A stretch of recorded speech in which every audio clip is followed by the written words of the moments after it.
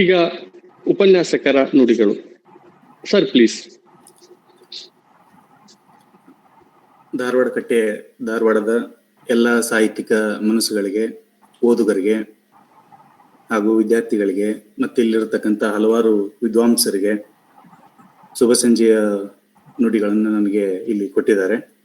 ಹಾಗಾಗಿ ಈ ಒಂದು ಮಾತುಗಳನ್ನು ಪ್ರಾರಂಭಿಸುವ ಮುಂಚೆ ನನ್ನ ವಿದ್ಯಾಗುರುಗಳಾಗಿರ್ತಕ್ಕಂತಹ ಪ್ರೊಫೆಸರ್ ಬಸವರಾಜ್ ಡೋಣೂರ್ ಸರ್ ಅವರಿಗೆ ನಾನು ನನ್ನ ಹೃದಯ ಸ್ಪರ್ಶಿ ನಮಸ್ಕಾರಗಳನ್ನು ಅರ್ಪಿಸುತ್ತಾ, ಕಳೆದ ಒಂದು ದಶಕದ ನಂತರದಲ್ಲಿ ಗುರುಗಳೊಟ್ಟಿಗೆ ಒಂದು ವೇದಿಕೆಯನ್ನು ಹಂಚಿಕೊಳ್ಳುವಂಥ ಅವಕಾಶವನ್ನು ನೀಡಿದ್ದಕ್ಕಾಗಿ ಧಾರವಾಡಕ್ಕೆ ನಾನು ಚಿರಋಣಿಯಾಗಿರ್ತೇನೆ. ಮತ್ತೆ ಮುಂದುವರೆದು ಈ ಒಂದು ಧಾರವಾಡ ಕಟ್ಟೆಯನ್ನ ಕಟ್ಟುತ್ತಿರುವಂತಹ ಎಲ್ಲ ಕೈಗಳಿಗೆ ಶಕ್ತಿಯನ್ನ ನೀಡುವಂತೆ ಈ ಸಾಹಿತ್ಯದ ಚಿಲುಮೆಗಳು ಅವರನ್ನ ಬಲಪಡಿಸಲಿ ಅಂತ ಆಶಿಸ್ತಾ, ಇಂದು ಈ ಉಪನ್ಯಾಸ ಮಾಲಿಕೆಯ 251ನೆಯ ಉಪನ್ಯಾಸವನ್ನ ನನಗಿಲ್ಲಿ ಕೊಟ್ಟಿದ್ದಾರೆ. ನನಗಿರ್ತಕ್ಕಂಥ ವಿಷಯ ಹೆನ್ರಿ ಫೀಲ್ಡಿಂಗ್ನ ಜೋಸೆಫ್ ಆಂಡ್ರಿಯೂಸ್ ಎನ್ನುವಂತ ಒಂದು ನಾವೆಲ್.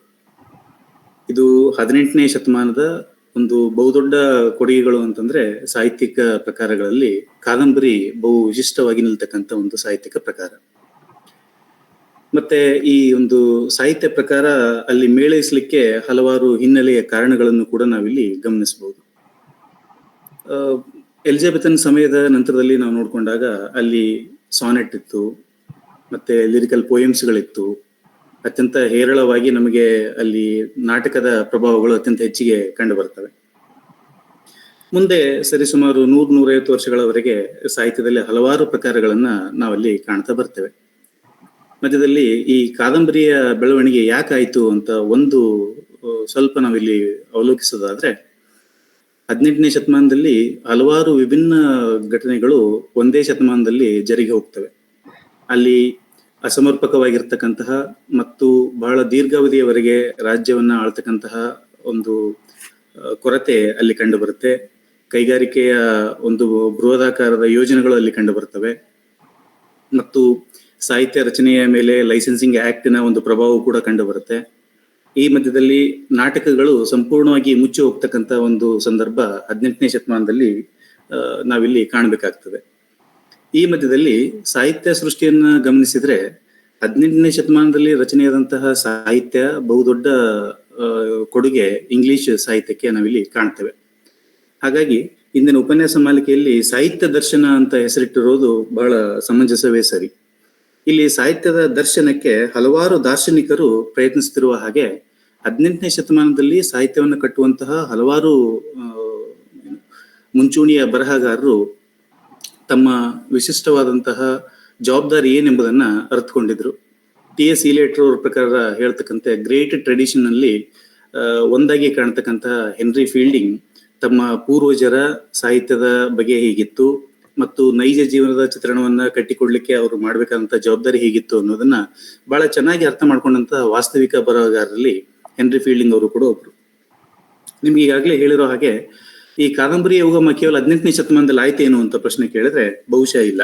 ಯಾಕಂದ್ರೆ ಈ ಮುಂಚೆಯೂ ಕೂಡ ನಮಗೆ ಇರ್ತಕ್ಕಂತಹ ಹಲವಾರು ಸಾಹಿತ್ಯಿಕ ಕೃತಿಗಳು ನಾವೆಲ್ಲಿನ ಒಂದು ರೂಪವನ್ನ ಅಥವಾ ಕಾದಂಬರಿಯ ಒಂದು ರೂಪವನ್ನ ನಮಗೆ ಕಟ್ಟಿಕೊಡುವಲ್ಲಿ ಸಹಕಾರಿ ಆಗ್ತವೆ. ಇವುಗಳನ್ನು ನಾವು ನೋಡೋದಾದ್ರೆ ಎಲಿಜಬೆಥನ್ ಕಾಲದಲ್ಲಿಯೇ ಕೂಡ ಜಾನ್ ಲಿಲಿಯ ಇಫ್ವೀಸ್ ಈಗಾಗಲೇ ಕಾದಂಬರಿಯ ಅಥವಾ ಹೊಸ ರೀತಿಯ ಸಾಹಿತ್ಯದ ರಚನೆಗೆ ಅದು ಸಂಸ್ಥಾಪನೆಯಾಗಿತ್ತು.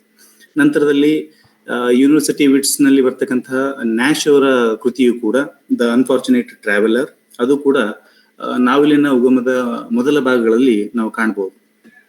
ನಂತರ ಬನಿಯನ್ ಅವರ ದ ಪಿಲ್ಗ್ರಿಮ್ ಪ್ರೋಗ್ರೆಸ್ ಇದೆ. ಇದನ್ನ ಕಾದಂಬರಿ ಅಂತ ಕರೆಯದಿದ್ರು ಕೂಡ ಒಂದು ದಾರ್ಶನಿಕ ರೂಪವನ್ನ, ಜೀವನದ ದಾರ್ಶನಿಕ ರೂಪವನ್ನ, ಅದರ ಏರಿಳಿತಗಳನ್ನು ಕಟ್ಟಿಕೊಡುವಂತ ಕೆಲಸವನ್ನ ಈ ಬನಿಯನ್ನವರ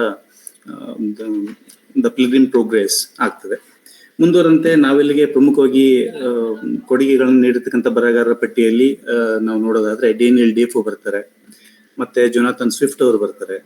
ಇವರು ನಂತರದಲ್ಲಿ ನಮಗೆ ಕಂಡು ಸಿಗ್ತಕ್ಕಂಥ 4 ಪ್ರಮುಖ ಸಂಸ್ಥಾಪಕರಾಗಿರ್ತಕ್ಕಂಥ ಈ ನಾವೆಲಿನ ಸಂಸ್ಥಾಪಕರಂತ ನಾವು ಕರಿತೇವೆ. ಹಾಗೆ 4 ಪಿಲ್ಲರ್ಸ್ ಆಫ್ ನಾವೆಲ್ ಅಂತ ಮತ್ತೆ 4 ವೀಲರ್ಸ್ ಆಫ್ ನಾವೆಲ್ ಅಂತ ಕೂಡ ನಾವು ಇದನ್ನ ಕರಿತೇವೆ. ಅವುಗಳಲ್ಲಿ ಮೊದಲಿಗೆ ನಮ್ಗೆ ಬರ್ತಕ್ಕಂಥವ್ರು ಸ್ಯಾಮ್ಯುಯಲ್ ರಿಚರ್ಡ್ಸನ್, ಎರಡನೇದಾಗಿ ಹೆನ್ರಿ ಫೀಲ್ಡಿಂಗ್, ಮತ್ತು ಮೂರನೇದು ಟೋಬಿಯಸ್ ಸ್ಮಾಲೆಟ್, ಮತ್ತೆ ನಾಲ್ಕನೇದಾಗಿ ಲಾರೆನ್ಸ್ ಸ್ಟರ್ನ್ ಅವರು ಇಲ್ಲಿ ಕಂಡು ಬರ್ತಾರೆ. ಸದ್ಯ ನನಗೆ ಕೊಟ್ಟಿರ್ತಕ್ಕಂಥ ವಿಷಯದಲ್ಲಿ ಹೆನ್ರಿ ಫೀಲ್ಡಿಂಗ್ ಅವರು ಇರೋದ್ರಿಂದ ನಾನು ನೇರವಾಗಿ ಹೆನ್ರಿ ಫೀಲ್ಡಿಂಗ್ ಅವರ ಪರಿಚಯಕ್ಕೆ ನಾನಿಲ್ಲಿ ನನ್ನ ಮಾತುಗಳನ್ನ ಸೀಮಿತಗೊಳಿಸ್ತೇನೆ. ಹೆನ್ರಿ ಫೀಲ್ಡಿಂಗ್ ಅಂದಾಕ್ಷಣ ಇವರು 1707ರಿಂದ 1754ರವರೆಗಿನ 47 ವರ್ಷಗಳ ಜೀವನವನ್ನು ಸಾಗಿಸಿರ್ತಕ್ಕಂಥ ಇಂಗ್ಲಿಷ್ ಕಾದಂಬರಿಕಾರ, ನಾಟಕಕಾರ, ಹಾಗೆ ತಮ್ಮ ವೃತ್ತಿಯಲ್ಲಿ ನ್ಯಾಯಾಧೀಶರು ಕೂಡ ಆಗಿದ್ದಂಥವ್ರು ಇವರು. ಆಧುನಿಕ ಇಂಗ್ಲಿಷ್ ಕಾದಂಬರಿಯ ಸಂಸ್ಥಾಪಕರ ಸ್ಥಾನದಲ್ಲಿ ಬಹು ವಿರಳವಾಗಿರ್ತಕ್ಕಂತಹ ನೈಜತೆಯ, ಅಂದ್ರೆ ರಿಯಲಿಸ್ಟಿಕ್ ಅಂತ ನಾವೇನ್ ಕರಿತೀವಿ, ಅಥವಾ ಯಥಾರ್ಥವಾದಂತಹ ಸಾಹಿತ್ಯ ಅಂತ ಏನ್ ಕರಿತೀವಿ, ಅದನ್ನ ಹಾಸ್ಯದೊಂದಿಗೆ ವ್ಯಂಗ್ಯ ರೂಪದಲ್ಲಿ ಸಮಾಜದ ಸುಧಾರಣೆಗಾಗಿ ಬಳಸುವಂತಹ ಒಂದು ಸಾಹಿತ್ಯ ಕೃತಿಯ ಕೃಷಿಯನ್ನ ಇಲ್ಲಿ ಹೆನ್ರಿ ಫೀಲ್ಡಿಂಗ್ ಅವರು ಮಾಡ್ತಾರೆ. ಹೀಗಾಗಿ ಇವರ ಪ್ರಾರಂಭಿಕ ಜೀವನವನ್ನು ಒಂಚೂರು ಗಮನಿಸೋದಾದ್ರೆ 1707ರಲ್ಲಿ ಇವರು ಇಂಗ್ಲೆಂಡಿನ ಶಾರ್ಪಮ್ ಪಾರ್ಕ್, ಸೋಮರ್ಸೆಟ್ ಅಲ್ಲಿ ತಮ್ಮ ಜನನವನ್ನ ಪಡಿತಾರೆ. ಇವರ ತಂದೆ ಎಡ್ಮಂಡ್ ಫೀಲ್ಡಿಂಗ್ ಅವರು ಸೇನೆಯಲ್ಲಿ ಜನರಲ್ ಆಗಿರ್ತಾರೆ. ಮತ್ತೆ ತಾಯಿ ಸಾರಾ ಗೋಲ್ಡ್, ಇವರು ಕೂಡ ಶ್ರೀಮಂತ ಕುಟುಂಬದವರಾಗಿರ್ತಾರೆ. ಇವರ ಕಸಿನ್ ಸಾರಾ ಫೀಲ್ಡಿಂಗ್ ಅವರು ಕೂಡ ಈ ಮಕ್ಕಳ ಸಾಹಿತ್ಯದಲ್ಲಿ ಬಹು ಹೆಸರುವಾಸಿಯಾಗಿರ್ತಕ್ಕಂತಹ ಮುಂಚೂಣಿಯ ಬರಹಗಾರರಲ್ಲಿ ಅವರು ಒಬ್ಬರು ಇರ್ತಾರೆ. ನಂತರದಲ್ಲಿ ಇವರು ತಮ್ಮ ಶೈಕ್ಷಣಿಕ ವ್ಯವಸ್ಥೆಗಾಗಿ ಅಥವಾ ಶೈಕ್ಷಣಿಕ ಮುಂಚೂಣಿಗಾಗಿ ಇವರು ಈಟನ್ ಕಾಲೇಜ್ನಲ್ಲಿ ವ್ಯಾಸಂಗವನ್ನು ಮಾಡ್ತಾರೆ. ಅಲ್ಲಿಂದ ಇವರ ಸಾಹಿತ್ಯ ಕೃಷಿಯು ಕೂಡ ಆರಂಭ ಆಗುತ್ತೆ. ಅಲ್ಲಿ ಅತ್ಯಂತ ಹೆಚ್ಚಿಗೆ ಇವರು ಮೊರೆ ಹೋಗಿದ್ದು ಪುರಾತನ ಸಾಹಿತ್ಯಕ್ಕಾಗಿ, ಮತ್ತೆ ಅದನ್ನ ಹಾಸ್ಯ ಪ್ರಜ್ಞೆಯ ಬರವಣಿಗೆಯ ಆಸಕ್ತಿ ಇವರಿಗೆ ಬೆಳೆದದ್ದು ಕೂಡ ಈ ಈಟನ್ ಕಾಲೇಜ್ನಲ್ಲಿಯೇ. ಮುಂದೆ 1728ರ ಸುಮಾರಿಗೆ ಇವರು ಕಾನೂನಿನ ಹೆಚ್ಚಿನ ಓದಿಗಾಗಿ ನೆದರ್ಲ್ಯಾಂಡಿನ ಲೇಡನ್ ವಿಶ್ವವಿದ್ಯಾಲಯಕ್ಕೆ ತೆರಳುತ್ತಾರೆ. ಆದರೆ ಬಹು ಹಣಕಾಸಿನ ಸಮಸ್ಯೆಯಿಂದಾಗಿ ಇವರು ಮತ್ತೆ ಇಂಗ್ಲೆಂಡಿಗೆ ಮರಳುತ್ತಾರೆ. ಇವರು ಇಂಗ್ಲೆಂಡ್ಗೆ ಮರಳಿದ ನಂತರದಲ್ಲಿ 1728ರ ಸುಮಾರಿಗೆ, ಆಗಿನ್ನೂ ಲೈಸೆನ್ಸಿಂಗ್ ಆಕ್ಟ್ ಇನ್ನೂ ಜಾರಿಯಲ್ಲಿ ಇರದೇ ಇರೋ ಕಾರಣಕ್ಕೆ ಇವರು ನಾಟಕಕಾರರಾಗಿ ತಮ್ಮ ಸಾಹಿತ್ಯವನ್ನ ಆರಂಭಿಸ್ತಾರೆ. ನಾಟಕಕಾರರಾಗಿ ಇವರು ಸುಮಾರು 25ಕ್ಕೂ ಹೆಚ್ಚಿನ ನಾಟಕಗಳನ್ನ ಇವರು ರಚಿಸ್ತಾರೆ. ಆದ್ರೆ ಅತ್ಯಂತ ಹೆಸರುವಾಸಿಯಾಗಿರ್ತಕ್ಕಂಥವುಗಳಲ್ಲಿ ನಾವು ನೋಡೋದಾದ್ರೆ ದ ಟ್ರಾಜಿಡಿ ಆಫ್ ಟ್ರಾಜಿಡೀಸ್ ಅಥವಾ the life and death of Tom thumb the great, ಇವ್ರದ್ದು 1731ರ ಕೃತಿಯಾಗಿರ್ಬೋದು, ಅಥವಾ ಪ್ಯಾಸ್ಕ್ವಿನ್ ಅಂತಕ್ಕಂಥ 1736ರ ಕೃತಿಯಾಗಿರ್ಬೋದು. ಇದರ ಜೊತೆಗೆ the historical register of the year 1736 ಅನ್ನುವಂಥ ಕೃತಿಯು ಕೂಡ ಆಗಿದೆ. ಇದು ಆಗಿನ ಕಾಲದ ಪ್ರಧಾನಿಯಾಗಿದ್ದಂಥ ರಾಬರ್ಟ್ ವಾಲ್ಪೋಲ್ ಅವರ ಸರ್ಕಾರದ ವಿರುದ್ಧ ವಾಗ್ದಾಳಿಯನ್ನ ಮಾಡಿರ್ತಕ್ಕಂಥ ಒಂದು ನಾಟಕ ಆಗಿತ್ತು. ಇದರ ನಂತರದಲ್ಲಿ ನಾಟಕಗಳ ಮೇಲೆ 1737ರಲ್ಲಿ ಬಹು ಬಿಗಿಯಾದಂತಹ ಒಂದು ಕಾನೂನನ್ನ ಜಾರಿಗೊಳಿಸ್ತಾರೆ, ಲೈಸೆನ್ಸಿಂಗ್ ಆಕ್ಟ್ ಅಂತ ಹೇಳಿ. ಅಲ್ಲಿಂದ ಈ ನಾಟಕಗಳ ಸೃಜನೆ ಕಡಿಮೆಯಾದಂತೆಲ್ಲ ಇನ್ನು ಇಮ್ಯಾಜಿನೇಟಿವ್ ಆಗಿರ್ತಕ್ಕಂತಹ ಬರಹಗಳು ಮತ್ತು ನೈಜ ಜೀವನಕ್ಕೆ ಸಂಬಂಧಿಸಿದಂತಹ ಬರಹಗಳು ಮತ್ತು ಬಹುವ್ಯಾಪಿಯಾಗಿ ವಿಶಾಲವಾಗಿರ್ತಕ್ಕಂತಹ ಕೃತಿಗಳ ರಚನೆ ಅಲ್ಲಿ ಆರಂಭ ಆಗುತ್ತೆ. ಆ ಸಂದರ್ಭದಲ್ಲಿ ಕಾದಂಬರಿ ಎಡೆಗೆ ಸಹಜವಾಗಿಯೇ ಮತ್ತು ಅಲ್ಲಿನ ಸಾಮಾಜಿಕ ಆವರಣ ಹೆನ್ರಿ ಫೀಲ್ಡಿಂಗ್ ಅವರನ್ನ ಈ ನಾವೆಲ್ನ ಕಡೆಗೆ ತಂದೊಡ್ಡುತ್ತೆ. ಮುಂದೆ ನಾವೆಲ್ನ ಬರವಣಿಗೆಗೆ ಸೇರುವ ಮುಂಚೆ ಇವರು ಬ್ಯಾರಿಸ್ಟರ್ ಆಗಿ ಅಥವಾ ಅಂದ್ರೆ ವಕೀಲರಾಗಿ ಕೂಡ ತಮ್ಮ ಸೇವೆಯನ್ನ ಮಿಡಲ್ ಟೆಂಪಲ್ ಅನ್ನುವಂಥದ್ರಲ್ಲಿ ಆರಂಭಿಸ್ತಾರೆ. ಮುಂದೆ ತಮ್ಮದೇ ಆದಂತಹ ಪತ್ರಿಕೆಯನ್ನು ಕೂಡ ಆರಂಭಿಸ್ತಾರೆ, ದ ಚಾಂಪಿಯನ್ ಅಂತ ಹೇಳಿ. ಅದಾದ ನಂತರದಲ್ಲಿ ಇವರಿಗೆ ಜೀವನದ ಕುರಿತಾದಂತಹ ತಿರುವುಗಳು ಬಹಳಷ್ಟು ಹೆಚ್ಚಿಗೆ ಇವರು ರೋಮನ್ ಸಾಹಿತ್ಯದಿಂದ ಮತ್ತು ಅಗಸ್ಟನ್ ಲಿಟರೇಚರ್ ಅಂತ ನಾವೇನ್ ಕರಿತೀವಿ, ಅಲ್ಲಿಂದ ಹೆಚ್ಚಿನ ಪ್ರಭಾವವನ್ನು ಇವರು ಪಡ್ಕೊಳ್ತಾರೆ. ಇದರಿಂದಾಗಿ ಇವರ ಮೊದಲ ಕೃತಿಯಾಗಿ 1740ರಲ್ಲಿ ಪಮೇಲಾ ಅನ್ನುವಂತ ಒಂದು ಕೃತಿಗೆ ವಿರುದ್ಧವಾಗಿ ಅಥವಾ ಅದಕ್ಕೆ ಒಂದು ಸೀಕ್ವೆಲ್ ಆಗಿ ನಾವೊಂದು ಕೃತಿಯನ್ನು ಇಲ್ಲಿ ಕಾಣ್ತೇವೆ. ಅದನ್ನ ನಾವು ಇಲ್ಲಿ ಬಹಳಷ್ಟು ರೀತಿಯಲ್ಲಿ ನೋಡೋದಾದ್ರೆ ಪ್ಯಾರೋಡಿ ಅಂತ ಕರೆಯೋದಾದ್ರೆ ಶಮೇಲಾ ಅನ್ನುವಂತಹ 1741ರ ಕೃತಿಯನ್ನ ಇವರು ಬರೆದು ಸ್ಯಾಮ್ಯುಯಲ್ ರಿಚರ್ಡ್ಸನ್ ಹಾಗೆ ಇವರು ಕೂಡ ಪ್ರಖ್ಯಾತಿಯನ್ನು ಗಳಿಸಿರ್ತಕ್ಕಂಥ ಮೊದಲ ಕೃತಿ ಶಮೇಲಾ ಆಗಿರುತ್ತೆ. ಮತ್ತೆ ಇವರು ಮುಖ್ಯವಾಗಿ ನೋಡೋದಾದ್ರೆ ಒಂದಷ್ಟು ಕಾದಂಬರಿಗಳನ್ನ ಪ್ರಮುಖವಾದವುಗಳು ಅಂತ ನಾವಿಲ್ಲಿ ಕರಿಬಹುದು. ಕೊನೆಯದಾಗಿ ಜೋಸೆಫ್ ಆಂಡ್ರ್ಯೂಸ್ 1742ರಲ್ಲಿ ರಚಿಸ್ತಾರೆ. ಸದ್ಯ ಇವತ್ತಿನ ಮಾಲಿಕೆಯಲ್ಲಿ ನಾವು ಅದನ್ನ ನೋಡ್ತಾ ಇದ್ದೀವಿ. 1749ರಲ್ಲಿ ಟಾಮ್ ಜೋನ್ಸ್ ಅನ್ನ ಇವರು ರಚಿಸ್ತಾರೆ. ಇದು ಕೂಡ ಅತ್ಯಂತ ಮಹತ್ವವಾದ ಕೃತಿ ಇವರದಾಗಿರುತ್ತೆ. ಹಾಗಾಗಿ ಇವೆಲ್ಲವುಗಳು ಪಿಕ್ಯಾರಸ್ ನೇಚರ್ದವು, ಅಲೆಮಾರಿ ಜನಾಂಗದ ಒಂದು ಸಾಹಿತ್ಯವನ್ನ, ಅಲೆಮಾರಿ ಜೀವನದ ನೈಜತೆಯನ್ನ ಕಟ್ಟಿಕೊಡ್ತಕ್ಕಂಥ ಒಂದು ಸಾಹಿತ್ಯದ ಪ್ರಕಾರ ಇಲ್ಲಿ ಸೃಷ್ಟಿಯಾಗ್ತವೆ. ಇನ್ನು ಮುಂದುವರೆದು ನೋಡೋದಾದ್ರೆ ಇವುಗಳನ್ನ ಆಧುನಿಕವಾಗಿ ನೋಡೋದಾದ್ರೆ ಇವುಗಳಿಗೆ ಬಿಲ್ಡಿಂಗ್ಸ್ ರೋಮನ್ ಅಂತ ಕೂಡ ಕರೀತಾರೆ. ಹೀಗಾಗಿ ವ್ಯಕ್ತಿಯ ಜೀವನದ ಬೆಳವಣಿಗೆಯನ್ನ ಸಾಹಿತ್ಯಾತ್ಮಕ ರೂಪದಲ್ಲಿ ದಾಖಲಿಸುವಂತ ಪ್ರಯತ್ನದ ಸಾಹಿತ್ಯಕ್ಕೆ ನಾವಿಲ್ಲಿ ಬಿಲ್ಡಿಂಗ್ಸ್ ರೋಮನ್ ಸಾಹಿತ್ಯ ಅಂತ ಕೂಡ ಕರಿತೀವಿ. ಹೀಗಾಗಿ 1751ರಲ್ಲಿ ಇವರ ಮತ್ತೊಂದು ಕೃತಿ ಅಮೇಲಿಯಾ ಬರುತ್ತೆ. ಇದು ಪತ್ನಿಯ ಪ್ರೀತಿ, ಕುಟುಂಬದ ಮಹತ್ವ ಮತ್ತೆ ನ್ಯಾಯಾಂಗ ವ್ಯವಸ್ಥೆಯ ಒಂದು ದುಸ್ಥಿತಿಯ ಕುರಿತಾದಂತ ಗಂಭೀರ ಚಿಂತನೆಗಳನ್ನ ಈ ಕಾದಂಬರಿ ಓದುಗರಿಗೆ ನೀಡಬಯಸುತ್ತೆ. ಹೀಗಾಗಿ ಇವರು ತಮ್ಮ ಸಾಹಿತ್ಯ ಕೃಷಿಯಲ್ಲಿ ಬಹು ಹೆಸರುವಾಸಿಯಾಗಿ ಗಳಿಸಲಿಕ್ಕೆ ಕಾರಣ ಏನಂದ್ರೆ ಅವರ ನಿರೂಪಣಾ ಶೈಲಿ. ಓಮ್ನಿಸಿಯಂಟ್ ನರೇಟರ್ ಅಂತ ನಾವೇನ್ ಕರಿತೀವಿ, ಅಥವಾ ಸರ್ವಜ್ಞನಾಗಿರ್ತಕ್ಕಂತಹ ಎಲ್ಲೆಡೆಯೂ ಕೂಡ ಕಂಡು ಬರುವಂತಹ ಒಬ್ಬ ನರೇಟರ್, ಕಥೆ ಹೇಳತಕ್ಕಂಥವ್ರು ಇದರಲ್ಲಿ ನೇರವಾಗಿ ಉದ್ದೇಶಿಸಿ ಮಾತನಾಡ್ತಾರೆ. ಸಾಹಿತ್ಯವನ್ನ ನೇರವಾಗಿ ಯಾವುದೇ ಸಮಾಜದ ಅಂಕುಡೊಂಕುಗಳಿಗೆ ಬಾಗದೆ ನೇರವಾದ ಸಂವೇದನೆಯನ್ನ ಸಮುದಾಯದ ಅನಾವರಣಕ್ಕೆ ಸೃಷ್ಟಿ ಮಾಡಿಕೊಡ್ತಕ್ಕಂಥ ಒಂದು ಸಾಹಿತ್ಯದ ನೇರ ನುಡಿ ಯಾರ್ದಾಗಿತ್ತಂದ್ರೆ ಇಲ್ಲಿ ಹೆನ್ರಿ ಫೀಲ್ಡಿಂಗ್ ಅವ್ರದ್ದಾಗಿತ್ತು. ಇದರಲ್ಲಿ ಇವರು ಸಾಮಾಜಿಕವಾಗಿ ವ್ಯಂಗ್ಯ, ವಿಮರ್ಶೆಯನ್ನ ಮೌಖಿಕ ಹಾಸ್ಯದ ಮೂಲಕ ಪ್ರತಿಬಿಂಬಿಸ್ತಾ ಇದ್ರು. ಮತ್ತೆ ವಿಶಿಷ್ಟವಾಗಿ ಇವರು ಕಟ್ಟಿಕೊಟ್ಟಂತ ಸಾಹಿತ್ಯ ಪ್ರಕಾರಕ್ಕೆ ಪಿಕ್ಯಾರೆಸ್ಕ್ ಕೂಡ ಇದರಲ್ಲಿ ಸೇರ್ತದೆ. ಮತ್ತೆ ಈ ಸಂದರ್ಭಕ್ಕೆ ಜನರ ಭಾವೋದ್ವೇಗಗಳನ್ನ, ಮಾನವೀಯ ಗುಣಗಳನ್ನ ಬಹುಮುಖ್ಯವಾಗಿ ಇಲ್ಲಿ ಇವರು ಆದೇಶಿಸ್ತಾರೆ. ಯಾಕಂದ್ರೆ ಮಷಿನ್ಗಳಿಂದ ಅಥವಾ ಯಂತ್ರಗಳಿಂದ ತುಂಬಿ ಹೋದಂತ 18ನೇ ಶತಮಾನದಲ್ಲಿ ನಾವು ಅಳೆದದ್ದು ಬಹಳಷ್ಟಿದೆ, ಅಳೆಯುವಂಥದ್ದು ಇನ್ನೂ ಕಡಿಮೆ ಇದೆ ಅಂತ ಹೇಳ್ಬೇಕಾದಾಗ 18ನೇ ಶತಮಾನದ ದೊಡ್ಡವರ ಸಣ್ಣತನ ಹಾಗೂ ಸಣ್ಣವರ ದೊಡ್ಡತನಗಳನ್ನ ಮಾನವೀಯ ಸ್ವಭಾವಗಳಲ್ಲಿ ಹುಡುಕಿದಂತಹ ಶ್ರೇಷ್ಠ ಬರಹಗಾರ ಯಾರಾದ್ರೂ ನಮ್ಗೆ ಇದ್ದಾರೆ ಅಂದ್ರೆ ಅದು ಹೆನ್ರಿ ಫೀಲ್ಡಿಂಗ್ ಅವರು. ಹೀಗೆ 1748 ಸುಮಾರಿಗೆ ಮ್ಯಾಜಿಸ್ಟ್ರೇಟ್ ಆಗ್ತಾರೆ. ಮುಂದೆ ಇವರು ತಮ್ಮದೇ ಆಗಿರ್ತಕ್ಕಂತಹ ಮೊದಲ ಪೊಲೀಸ್ ಬೆಂಗಾವಲು ಪಡೆ ಅಂತ ನಾವೇನ್ ಕರಿತೀವಿ, ಅದಕ್ಕೆ ಬೋ ಸ್ಟ್ರೀಟ್ ರನ್ನರ್ಸ್ ಅಂತ ಕರೀತಾರೆ. ಈ ಬೋ ಸ್ಟ್ರೀಟ್ ರನ್ನರ್ಸ್ ಅನ್ನು ಕೂಡ ಇವರು ಮೊದಲಿಗೆ ಆರಂಭಿಸ್ತಾರೆ. ಮತ್ತೆ ಮುಂದೆ ಕಾನೂನಿನ ಸುಧಾರಣೆಗಾಗಿ ಒಂದಷ್ಟು ಕೃತಿಗಳನ್ನು ಕೂಡ ಇವರು ರಚಿಸ್ತಾರೆ. ಅದರಲ್ಲಿ ಬಹುಮುಖ್ಯವಾದದ್ದು an enquiry into the causes of the late increase of robbers, 1751ರಲ್ಲಿ ಇವರು ಇದನ್ನ ರಚಿಸ್ತಾರೆ. ಮತ್ತೆ ಮುಂದೆ 1754 ಸಂದರ್ಭಕ್ಕೆ ಅನಾರೋಗ್ಯಕ್ಕೆ ತುತ್ತಾದಂತಹ ಹೆನ್ರಿ ಫೀಲ್ಡಿಂಗ್ ಪೋರ್ಟುಗಲ್ಗೆ ತೆರಳುತ್ತಾರೆ. ಅಲ್ಲಿ ಅಕ್ಟೋಬರ್ನ 1754ರಲ್ಲಿ ನಿಧನರಾಗ್ತಾರೆ. ಮತ್ತೆ ಒಬ್ಬ ಬರಹಗಾರರಾಗಿ ಹೆನ್ರಿ ಫೀಲ್ಡಿಂಗ್ ಅವರ ಶಾಶ್ವತ ಪ್ರಭಾವವನ್ನ ಹಲವು ರೀತಿಯಲ್ಲಿ ಇಂದಿಗೂ ಕೂಡ ಉಳಿಸ್ಕೊಳ್ತಾರೆ. ಇಂಗ್ಲಿಷ್ ಸಾಹಿತ್ಯದ ಕಾದಂಬರಿಯಲ್ಲಿಯ ಸಂಸ್ಥಾಪಕರಲ್ಲಿ ಒಬ್ಬರಾಗ್ತಾರೆ. ಹಾಸ್ಯ ಪ್ರವೃತ್ತಿಯ ಬರವಣಿಗೆಯೂ ಇವ್ರದಾಗುತ್ತೆ.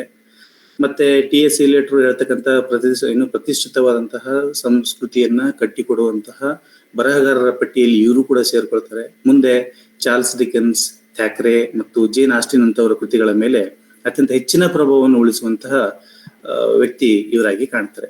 ಹಾಗಾಗಿ ಸಾಹಿತಿ ಅಲ್ಲದೆ ಕಾನೂನು, ನ್ಯಾಯಾಂಗ ವ್ಯವಸ್ಥೆಯ ಸುಧಾರಕರಾಗಿಯೂ ಕೂಡ ಇವರು ಇಲ್ಲಿ ಕಂಡು ಬರ್ತಾರೆ. ಇನ್ನು ಇಷ್ಟನ್ನ ನಿಮ್ಮ ಗಮನಕ್ಕೆ ತರಬಯಸಿದ ನಂತರದಲ್ಲಿ ನಾನು ಪ್ರಮುಖವಾಗಿ ಮಾತಾಡ್ತಕ್ಕಂಥದ್ದು ನನಗೆ ವಹಿಸಿಕೊಟ್ಟಿರ್ತಕ್ಕಂಥ ಕೃತಿ. ಇಲ್ಲಿ ಸಾಹಿತ್ಯದ ಪರಿಚಯ ಅಂತಂದ್ರೆ ಜೀವನದ ಪರಿಚಯವೇ ಸರಿ.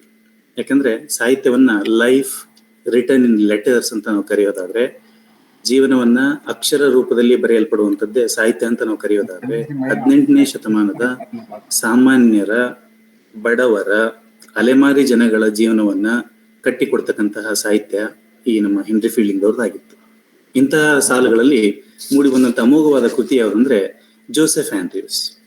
ತಾವು ಒಂದ್ ಸ್ವಲ್ಪ ಗಮನಿಸೋದಾದ್ರೆ, ಜೋಸೆಫ್ ಆಂಡ್ರ್ಯೂಸ್ ನ ಒಂದು ಕಂಪ್ಲೀಟ್ ಟೈಟಲ್ ಏನಂದ್ರೆ the history of adventures of Joseph Andrews and of his friend Mr Abraham Adams. ಅಲ್ಲಿಗೆ ಮುಗಿಯೋದಿಲ್ಲ. Written in the imitation of the manner of Cervantes, author of Don Quixote ಅಥವಾ Don ಕ್ವಿಯೋಟೆ ಅಂತ ಕೂಡ ಇದನ್ನು ಕರೀತಾರೆ. ಇದು 1742ರಲ್ಲಿ ಆಂಡ್ರ್ಯೂ ಮಿಲ್ಲರ್ ಎನ್ನುವಂತ ಪಬ್ಲಿಷರ್ನ ಸಹಾಯದಿಂದ ಈ ಕೃತಿ ಪಬ್ಲಿಷ್ ಆಗುತ್ತೆ. ಮತ್ತು ಸಾಹಿತ್ಯ ಪ್ರಕಾರಗಳಲ್ಲಿ ಇದು ಪಿಕ್ಯಾರಸ್ ನಾವೆಲ್. ಈ ಪಿಕ್ಯಾರಸ್ ನಾವೆಲ್ಗಳನ್ನ ನಾವಿಲ್ಲಿ ನೋಡೋದಾದ್ರೆ ಅದರಲ್ಲಿ ಬರ್ತಕ್ಕಂತಹ ಹಲವಾರು ಲಕ್ಷಣಗಳನ್ನ ನಾವು ಈ ಕೃತಿಯ ಮುಂದೆ ಕಾಣ್ತೇವೆ. ಮತ್ತೆ ಹೆನ್ರಿ ಫೀಲ್ಡಿಂಗ್ ಅವರು ಒಂದು ಸ್ಪಷ್ಟವಾದಂತ ಮಾಹಿತಿಯನ್ನ ತಮ್ಮ ಈ ಪುಸ್ತಕದ ಮುನ್ನುಡಿಯಲ್ಲಿ ನಮಗೆ ನೀಡ್ತಾರೆ. ಅದೇನಂದ್ರೆ ಯಾವ ತರಹದ ಸಾಹಿತ್ಯ ಇದು ಅಂತ ಹೇಳಿದ್ರೆ ಕಾಮಿಕ್ ಎಪಿಕ್ ಪೋಯಮ್ ಇನ್ ಪ್ರೋಸ್ ಅಂತ ಅವರು ಕರೀತಾರೆ. ಇದು ಕಾಮಿಕ್ ಎಪಿಕ್, ಬಹಳ ದೀರ್ಘವಾದಂಥದ್ದು, ಮತ್ತೆ ಪೋಯಮ್ ಇನ್ ಪ್ರೋಸ್ ಅನ್ನುವಂತ ಒಂದು ಸಾಹಿತ್ಯವನ್ನು ಕಟ್ಟಿಕೊಡ್ತಾರೆ. ಅಂದ್ರೆ the work of prose fiction epic in length.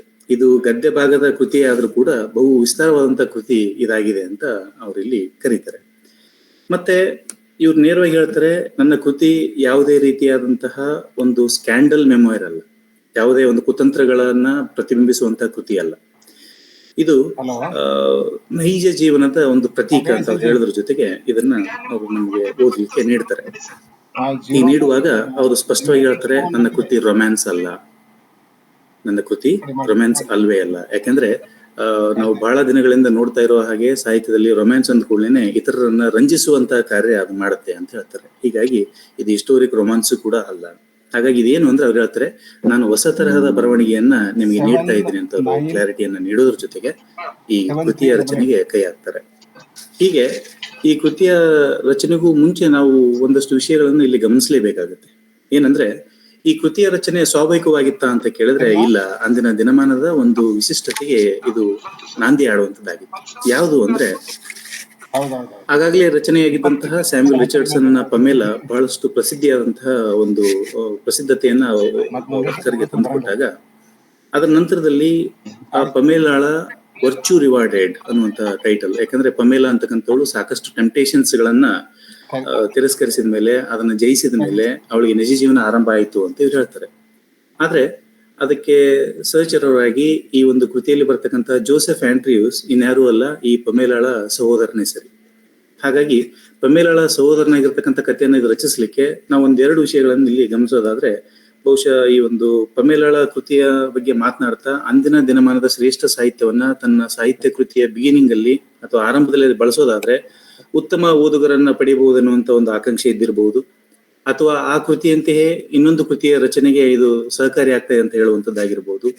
ಮತ್ತೆ ಮಹಿಳಾವಾದವನ್ನು ಪ್ರತಿಬಿಂಬಿಸ್ತಕ್ಕಂತಹ ಪಮೇಲಾಳ ಹಾಗೆ ಇಲ್ಲಿ ಪುರುಷವಾದದ ಒಂದು ಕಥೆಯನ್ನು ಕೂಡ ಇವರು ಕಟ್ಕೊಡ್ತಾ ಇರಬಹುದು, ಅಥವಾ ಮೌಲ್ಯಗಳು ಅಂದಾಗ ಪುರುಷ ಅಥವಾ ಮಹಿಳೆಗೆ ಮೌಲ್ಯಗಳು ಒಂದೇ ಅನ್ನುವಂತ ಒಂದು ಸಾರ್ವತ್ರಿಕ ನಿಯಮವನ್ನು ಕೂಡ ಇವರಲ್ಲಿ ನೀಡ್ತಾ ಇರಬಹುದು. ಈ ಒಂದು ಹಲವಾರು ವಿಭಿನ್ನತೆಗಳ ಆಧಾರದ ಮೇಲೆ ಈ ಒಂದು ಕೃತಿಯ ಮೇಲೆ ಸಾಕಷ್ಟು ಲಿಟರರಿ ಇನ್ಫ್ಲೂಯೆನ್ಸ್ಗಳು ಆಗಿರೋದನ್ನ ನಾವಿಲ್ಲಿ ಕಾಣ್ತೇವೆ. ಅದರಲ್ಲಿ ಒಂದನೇದಾಗಿ ಪಮೇಲಾ, ಮತ್ತೆ ಎರಡನೇದು ಮುಖಪುಟದಲ್ಲಿ ಅವರು ಕ್ಲಿಯರ್ ಆಗಿ ಹೇಳೋ ಹಾಗೆ ಬರ್ತಕ್ಕಂತಹ ಎರಡನೆಯ ನಾಯಕನ ಸ್ಥಾನವನ್ನು ತುಂಬೋದು ಮಿಸ್ಟರ್ ಅಬ್ರಹಾಂ ಆಡಮ್ಸ್. ಈ ಎರಡನೇ ನಾಯಕ ಸ್ಥಾನ ಯಾಕೆ ಅಂದ್ರೆ, ಈ ಪುಸ್ತಕದಲ್ಲಿ 4 ಬುಕ್ಗಳಿದಾವೆ. ಪ್ರತಿ ಬುಕ್ದಲ್ಲಿ ಕೂಡ ಹಲವಾರು ಚಾಪ್ಟರ್ಗಳನ್ನ ಇದಾವೆ. 60ಕ್ಕೂ ಅಧಿಕವಾದಂತಹ ಚಾಪ್ಟರ್ಗಳು ಇದರಲ್ಲಿ ಇದಾವೆ. ಮತ್ತೆ ಈ ಎಲ್ಲಾ ಚಾಪ್ಟರ್ಗಳಲ್ಲಿ ಜೋಸೆಫ್ ಆಂಡ್ರ್ಯೂಸ್ ಇದಾರಾ ಅಂತಂದ್ರೆ ಇಲ್ಲ. ಅರ್ಧಕ್ಕರ್ಧ ಚಾಪ್ಟರ್ಸ್ ಗಳಲ್ಲಿ ನಮ್ಗೆ ಬರ್ತಕ್ಕಂಥ ಮುಖ್ಯವಾದ ಕ್ಯಾರೆಕ್ಟರ್ ಯಾರಂದ್ರೆ ಅಬ್ರಹಾಂ ಆಡಮ್ಸ್. ಯಾಕೆ ಇಲ್ಲಿ ಅಬ್ರಹಾಂ ಆಡಮ್ಸ್ ಅಂತ ಒಂದು ಪ್ರಶ್ನೆಯನ್ನು ನಾವು ಇಲ್ಲಿ ಕೇಳಿದ್ರೆ, ಜೋಸೆಫ್ ಆಂಡ್ರ್ಯೂಸ್ ನೈಜ ಜೀವನವನ್ನ ಪ್ರತಿಬಿಂಬಿಸಿದ್ರೆ, ವಿದ್ವತ್ತಿನ ಜೀವನವನ್ನು ಪ್ರತಿಬಿಂಬಿಸೋದಕ್ಕೆ ಆಗಸ್ಟನ್ ಕಾಲದ ಒಂದು ಸಾಹಿತ್ಯ ಕೃಷಿ ಮತ್ತು ಅಂದಿನ ಧಾರ್ಮಿಕ ಮೌಲ್ಯಗಳನ್ನು ವ್ಯಕ್ತಪಡಿಸೋದಕ್ಕೆ ಮತ್ತೊಂದು ಕ್ಯಾರೆಕ್ಟರ್ ಯಾರು ಅಂದ್ರೆ ಅಬ್ರಹಾಂ ಆಡಮ್ಸ್. ಹೀಗೆ ಸಾಮಾನ್ಯರು ಮತ್ತು ವಿದ್ವತ್ತಿನ ಮಧ್ಯದಲ್ಲಿ ಇವರು ಮೇಲ್ವರ್ಗವನ್ನ ತಿರಸ್ಕರಿಸುವಂತ ಒಂದು ಕಾರ್ಯವನ್ನು ಕೂಡ ಇಲ್ಲಿ ಮಾಡ್ತಾರೆ. ಹಾಗಾಗಿ ಒಬ್ಬ ನೈಜ ಕೃತಿಕಾರ ಏನ್ ಮಾಡ್ತಾನೆ ಅಂದ್ರೆ, ಈ ತರಹದ ಸಾಮಾನ್ಯ ರಚನೆಗಳನ್ನ ಸ್ವಲ್ಪ ಡಿಸ್ರಪ್ಟ್ ಮಾಡೋದ್ರ ಮೂಲಕ ಯೋಚನಾ ಲಹರಿಯಲ್ಲಿ ಬದಲಾವಣೆಯನ್ನು ತರುವಂತ ಕೆಲಸವನ್ನು ಇವ್ರು ಮಾಡ್ತಾರೆ. ಹಾಗಾಗಿ ಇವರ ಎರಡನೇ ಪ್ರಭಾವ ಯಾವುದು ಅಂದ್ರೆ ಸರ್ವಾಂಟಿಸ್ನ ಸ್ಪ್ಯಾನಿಷ್ ರೈಟರ್ ಆಗಿರ್ತಕ್ಕಂಥ ಸರ್ವಾಂಟಿಸ್ ಅವರ ಡಾನ್ ಕಿಯೋಟೆ, ಅತ್ಯಂತ ಸುಂದರವಾದಂತ ನಾವೆಲ್. ಇದನ್ನು ಕೂಡ ಇವರಲ್ಲಿ ಬಹಳ ಪ್ರಮುಖವಾಗಿ ಅದರ ಪ್ರಭಾವಕ್ಕೆ ಒಳಗಾಗೋದ್ರ ಜೊತೆಗೆ ಕಿಯೋಟಿಸಮ್ ಅನ್ನ ಇವರಲ್ಲಿ ತರ್ತಾರೆ. ಹೊಸತನವನ್ನ ಆನಂದದಿಂದ ಅನುಭವಿಸುವಂತಹ ಕಾರ್ಪೆಡಿಯಂ ಫಿಲಾಸಫಿಯನ್ನು ಕೂಡ ಇವರು ಇದರಲ್ಲಿ ಬಯಸ್ತಾರೆ. ಇನ್ನು ಮುಂದುವರೆದಂತೆ ಫ್ರೆಂಚ್ ಬರಹಗಾರರಾಗಿರತಕ್ಕಂಥ ಸ್ಕ್ಯಾರಾನ್, ಲಿಸೇಜ್ ಮತ್ತು ಮ್ಯಾರಿವಾಕ್ಸ್ ರವರ ಕೃತಿಗಳ ಬರವಣಿಗೆಯು ಕೂಡ ನಮಗೆ ಈ ಒಂದು ಪಾತ್ರಗಳ ರಚನೆಯಲ್ಲಿ ಬಹು ಸ್ಪಷ್ಟತೆಯಿಂದ ಕೂಡಿ ಬರುತ್ತೆ. ಇದರ ಜೊತೆಗೆ ಕೊನೆಯ ಒಂದು ವಿಶೇಷವನ್ನು ನಾನು ನಿಮ್ಗೆ ಹೇಳೋದಾದ್ರೆ, ಮಾಲಿಯರ್ ಅವರ ಸಾಹಿತ್ಯಿಕ ಬರವಣಿಗೆಯು ಕೂಡ ಈ ಪ್ಯಾರಡಿ ಆಗಿರ್ಬೋದು, ಈ ತರದ ಸಾಹಿತ್ಯ ಪ್ರಕಾರವನ್ನ ಫ್ರೆಂಚಿನ ಬರಹಗಾರ ಆಗಿರ್ತಕ್ಕಂಥ ಮ್ಯಾಲೋರಿಯವರ ಕೂಡ ಮಾಲಿಯರ್ ಅವರ ಸಾಹಿತ್ಯ ಕೃಷಿ ಕೂಡ ನಮಗೆ ಜೋಸೆಫ್ ಆಂಡ್ರ್ಯೂಸ್ನನ್ನ ಪ್ರಭಾವಿಸಿರೋದಕ್ಕೆ ಮೂಲವಾಗಿ ಕಾಣ್ತದೆ. ಇಷ್ಟು ಹಿನ್ನೆಲೆಯೊಂದಿಗೆ 18ನೇ ಶತಮಾನ ಹೇಗೆ ಕಾದಂಬರಿಯ ಬೆಳವಣಿಗೆಗೆ ಸಹಕಾರಿಯಾಯಿತು, ಮತ್ತೆ ಜೋಸೆಫ್ ಆಂಡ್ರ್ಯೂಸ್ನ ಬೆಳವಣಿಗೆಗೆ ಮುಖ್ಯವಾದಂತಹ ಸಾಹಿತ್ಯಿಕ ಪ್ರಭಾವಗಳ್ಯಾವು, ಇವುಗಳಲ್ಲಿ ವೈಯಕ್ತಿಕ ಜೀವನದ ಅದೆಷ್ಟೋ ಪಾತ್ರಗಳನ್ನ ತನ್ನ ಪುಸ್ತಕದೊಳಗೆ ಮೇಳೈಸಿ ಸಾಹಿತ್ಯ ಕೃಷಿಯನ್ನು ಮಾಡಿರ್ತಕ್ಕಂಥ ಹೆನ್ರಿ ಫೀಲ್ಡಿಂಗ್ ಅವರ ಜೀವನದ ಜೊತೆಗೆ ನೋಡೋದಾದಾಗ ಈ ಪುಸ್ತಕ ಪ್ರಮುಖವಾಗಿ 4 ಭಾಗಗಳಲ್ಲಿ ಬರೆಯಲ್ಪಡುತ್ತೆ. ಪುಸ್ತಕ 1, 2, 3, 4ಗಳಲ್ಲಿ ಇವು ಕೂಡ ಒಂದೇ ರೀತಿಯಾದಂತಹ ಸ್ಟೋರಿ ಇಲ್ಲಿ ಮುಂದುವರೆದೇ ಇದ್ರು ಕೂಡ ಸಾಕಷ್ಟು ಅಡ್ವೆಂಚರಸ್ ಅಂತ ಒಂದು ವರ್ಡ್ ಅನ್ನ ನಾವು ಟೈಟಲ್ ಅಲ್ಲಿ ಕಾಣ್ತೇವೆ. ಏನಿದೆ ಅಡ್ವೆಂಚರ್ಸ್ ಅಂದ್ರೆ, ಇಲ್ಲಿ ಯಾವುದೇ ತರಹದ ದೊಡ್ಡ ದೊಡ್ಡ ಕದನಗಳು ಬರೋದಿಲ್ಲ, ರಾಜಮನೆತನಗಳ ಹೋರಾಟಗಳು ಬರೋದಿಲ್ಲ, ಅಥವಾ ಆಸ್ತಿ ಅಂತಸ್ತಿಗಾಗಿ ಬರುವಂತಹ ಕುಹಕ ನೀತಿಯ ಪಾಠಗಳು ಇಲ್ಲಿ ಬರೋದಿಲ್ಲ. ಸಾಮಾನ್ಯನ ಜೀವನದಲ್ಲಿ ಅವರು ಅನುಭವಿಸಬಹುದಾದಂತಹ ತೊಂದರೆಗಳೇನು, ಅದರಿಂದ ಅವ್ರು ಹೇಗೆ ಪಾರಾಗ್ತಾರೆ, ಅದರಲ್ಲಿ ಅವರ ಗುಣಲಕ್ಷಣಗಳು ಹೇಗಿರ್ತವೆ, ಸಾಮಾನ್ಯನ ಪಾಡೇನು ಅನ್ನೋದನ್ನ ಇಲ್ಲಿ ನಮಗೆ ಇವರು ಕಟ್ಟಿಕೊಡ್ತಾರೆ. ಹಾಗೆ ನೋಡೋದಾದ್ರೆ ಈಗ ನಾವು ಕಥಾಹಂದರಕ್ಕೆ ನಾವು ಹೋಗೋದಾದ್ರೆ ಈ ಕಥೆಯ ಮೂಲ ನಾಯಕ ಯಾರು ಅಥವಾ ಪ್ರಮುಖ ನಾಯಕ ಯಾರು ಅಂತ ನಾವು ಕರೆಯೋದಾದ್ರೆ ಇಲ್ಲಿ ನಮಗೆ ಮುಖ್ಯವಾಗಿ ಸಿಗ್ತಕ್ಕಂಥ ಜೋಸೆಫ್ ಆಂಡ್ರ್ಯೂಸ್. ಹೆಸರಿನ ನಾಯಕನೇ ಆಗಿರೋದ್ರಿಂದ ಜೋಸೆಫ್ ಆಂಡ್ರ್ಯೂಸ್. ಇವನಿಗೆ ಬಾಲ್ಯದಲ್ಲಿ ಜೋಯ್ ಅಂತ ಕೂಡ ಕರಿತಾ ಇರ್ತಾರೆ. ಈ ಜೋಯ್ ಎನ್ನುವಂತ ಹೆಸರು ಮುಂದೆ ಚಾಪ್ಟರ್ 6ರಿಂದ ಜೋಸೆಫ್ ಆಗಿ ಮಾರ್ಪಾಟಾಗುತ್ತೆ. ಯಾರು ಇವನು ಜೋಸೆಫ್ ಆಂಡ್ರ್ಯೂಸ್ ಅಂತ ಕರೆದ್ರೆ, ಜೋಸೆಫ್ ಆಂಡ್ರ್ಯೂಸ್ ಒಬ್ಬ 10 ವರ್ಷದ ಬಾಲಕ. ಈ ಒಂದು ಕಾದಂಬರಿಯ ಪ್ರಾರಂಭದಲ್ಲಿ ಇವನು 10 ವರ್ಷದ ಒಬ್ಬ ಬಾಲಕ. ಮತ್ತೆ ಇವನು ಸರ್ ಥಾಮಸ್ ಬೂಬಿ ಅವರ ಪಮೇಲಾದಲ್ಲಿ ಬರ್ತಕ್ಕಂಥ ಮಿಸ್ಟರ್ ಬಿ, ಸ್ಕ್ವೇರ್ ಬಿ ಅಂತ ಏನಿದೆ, ಅಲ್ಲಿಯ ಒಂದು ಪಾತ್ರದ ಸಮಾನವಾಗಿ ಇಲ್ಲಿ ಸರ್ ಥಾಮಸ್ ಬೂಬಿ ಎನ್ನುವಂತಹ ಒಬ್ಬ ಶ್ರೀಮಂತ ಮನೆಯ ದನ ಕಾಯುವ ಹುಡುಗನಾಗಿ, ಅಥವಾ ಅಲ್ಲಿ ಒಬ್ಬ ಫುಟ್ ಮ್ಯಾನ್ ಅಂತ ಕರೀತಾರೆ, ಕೈ ಆಳು ಅಥವಾ ಒಬ್ಬ ಆಳಾಗಿ ಇವನು ತನ್ನ ಜೀವನವನ್ನು ರಚಿಸುವಂಥದ್ದು ಆರಂಭ ಆಗುತ್ತೆ. ಇನ್ನು ಥಾಮಸ್ ಬೂಬಿ ಅವನಿಗೊಬ್ಬ ಹೆಂಡತಿ ಇರ್ತಾಳೆ. ಅವಳ ಹೆಸರು ಲೇಡಿ ಬೂಬಿ ಅಂತ. ಬಹುಶಃ ಇಲ್ಲಿ ಥಾಮಸ್ ಬೂಬಿ ಮತ್ತು ಲೇಡಿ ಬೂಬಿಯ ಮಧ್ಯದಲ್ಲಿ ವಯಸ್ಸಿನ ಅಂತರ ಸಾಕಷ್ಟಿದೆ. ಲೇಡಿ ಬೂಬಿಗೆ ಇದು 2ನೇ ವಿವಾಹ. ಹಾಗಾಗಿ ಲೇಡಿ ಬೂಬಿ ನಾವಿಲ್ಲಿ ಲಿಬಿಡಿನಲ್ ಫೋರ್ಸಸ್ ಇಂದ ಆರಂಭ ಆಗ್ತಕ್ಕಂಥ ಒಂದು ಕ್ಯಾರೆಕ್ಟರ್ ಅಂತ ನಾವು ಇಲ್ಲಿ ಕರಿಬಹುದು. ಹೀಗೆ ಲೇಡಿ ಬೂಬಿ, ಥಾಮಸ್ ಬೂಬಿ ಮತ್ತು ಜೋಸೆಫ್ ಆಂಡ್ರ್ಯೂಸ್ ನೊಂದಿಗೆ ಆರಂಭ ಆಗ್ತಕ್ಕಂಥ ಈ ಒಂದು ಕಾದಂಬರಿಯಲ್ಲಿ ನಮಗೆ ನಂತರದಲ್ಲಿ ಪರಿಚಯ ಆಗ್ತಕ್ಕಂಥ ಮತ್ತೊಂದು ಪ್ರಮುಖ ಕ್ಯಾರೆಕ್ಟರ್ ಯಾವುದು ಅಂದ್ರೆ ಅಬ್ರಾಮ್ ಆಡಮ್ಸ್. ಯಾರು ಇವನು ಅಬ್ರಾಮ್ ಆಡಮ್ಸ್ ಅಂದ್ರೆ ಅಲ್ಲಿನ ಲೋಕಲ್ ಪ್ಯಾರ್ಸನ್ ಆಗಿ ಇವರು ಕೆಲಸ ಮಾಡ್ತಾ ಇರ್ತಾರೆ. ಕ್ಲರ್ಜಿಮನ್ ಆಗಿ ಇವರು ಕೆಲಸ ಮಾಡ್ತಾ ಇರ್ತಾನೆ. ವರ್ಷಕ್ಕೆ ಒಂದು 23 ಪೌಂಡ್ಸ್ ನಷ್ಟು ಹಣವನ್ನು ಗಳಿಸ್ತಾ ಇರ್ತಾನೆ. ಒಬ್ಬ ಹೆಂಡತಿ ಕೂಡ ಇರ್ತಾಳೆ, ಒಂದು 6 ಮಕ್ಕಳಿದಾವೆ. ಇದರಲ್ಲಿ ಕೊನೆಯ ಮಗನ ಒಂದು ಉಲ್ಲೇಖ ಈ ಒಂದು ನಾವೆಲಲ್ಲಿ ಬರುತ್ತೆ. ಮತ್ತೆ ಜೋಸೆಫ್ ಆಂಡ್ರ್ಯೂಸ್ಗೆ ಕಲಿಯುವಂತಹದ್ರಲ್ಲಿ ಬಹಳಷ್ಟು ಆಸಕ್ತಿ ಇದ್ದಿದ್ದನ್ನ ಮನಗಂಡಂತ ಪ್ಯಾರ್ಸನ್ ಕ್ಲರ್ಜಿಮ್ಯಾನ್ ಇವನಿಗೆ ಲ್ಯಾಟಿನ್ ಅನ್ನ ಕಲಿಸೋದಕ್ಕೆ ಬಹಳಷ್ಟು ಹವಣಿಸ್ತಿರ್ತಾನೆ. ಈ ಸಂದರ್ಭಕ್ಕೆ ಸರಿಯಾಗಿ ಬೂಬಿ ಕುಟುಂಬ ಏನಾಗುತ್ತೆ ಅಂದ್ರೆ ಅವರು ಲಂಡನ್ಗೆ ತಮ್ಮ ಒಂದು 2ನೇ ನೆಲೆಯನ್ನ ಕಂಡುಕೊಳ್ತಾರೆ. ಲಂಡನ್ಗೆ ಅವರು ಹೋದಾಗ ಬಹುಶಃ ಅಲ್ಲಿ ನಾವು ಹೆನ್ರಿ ಫೀಲ್ಡಿಂಗ್ ನ ಮುಖ್ಯ ಪಾತ್ರಧಾರಿಯಾಗಿರ್ತಕ್ಕಂಥ ಜೋಸೆಫ್ ಆಂಡ್ರ್ಯೂಸ್ ಈ ಆಡಮ್ಸ್ ನೊಂದಿಗೆ ಇದ್ದಂತ ಒಂದು ಅವಿನಾಭಾವ ಸಂಬಂಧ ಅದು ಹಾಗೆಯೇ ಉಳಿದುಕೊಳ್ಳುತ್ತೆ. ನಂತರದಲ್ಲಿ ಕಾದಂಬರಿ ಆರಂಭ ಆದಾಗ ಜೋಸೆಫ್ನಿಗೆ ಈಗಾಗಲೇ 17 ವರ್ಷ. ಮತ್ತೆ ಜೋಸೆಫ್ ಮನೆಯ ಎಲ್ಲಾ ಕೆಲಸಗಳಲ್ಲಿ ಬಹಳಷ್ಟು ನಿಪುಣತೆಯನ್ನ ಸಾಧಿಸಿರ್ತಕ್ಕಂಥ ಬಾಲಕ. ಮತ್ತೆ ಹಾಗೆಯೇ ಸ್ಫುರದ್ರೂಪಿ ಯುವಕನಾಗಿರ್ತಕ್ಕಂಥ ಇವನು ಅಚ್ಚುಕಟ್ಟಾದಂಥ ಮೈಕಟ್ಟನ್ನು ಕೂಡ ಹೊಂದಿರುವಂತಹ ಒಬ್ಬ ಸಾಮಾನ್ಯ ಯುವಕರಂತೆ ಕಂಡ್ರು ಕೂಡ ಅದೇನು ವಿಶೇಷ ಲೇಡಿ ಬೂಬಿಯ ಕಣ್ಣಿಗೆ ಮಾತ್ರ ಇವನು ಹೊಳೆಯುವ ಚಂದ್ರನಂತೆ ಕಾಣ್ತಾ ಇರ್ತಾನೆ.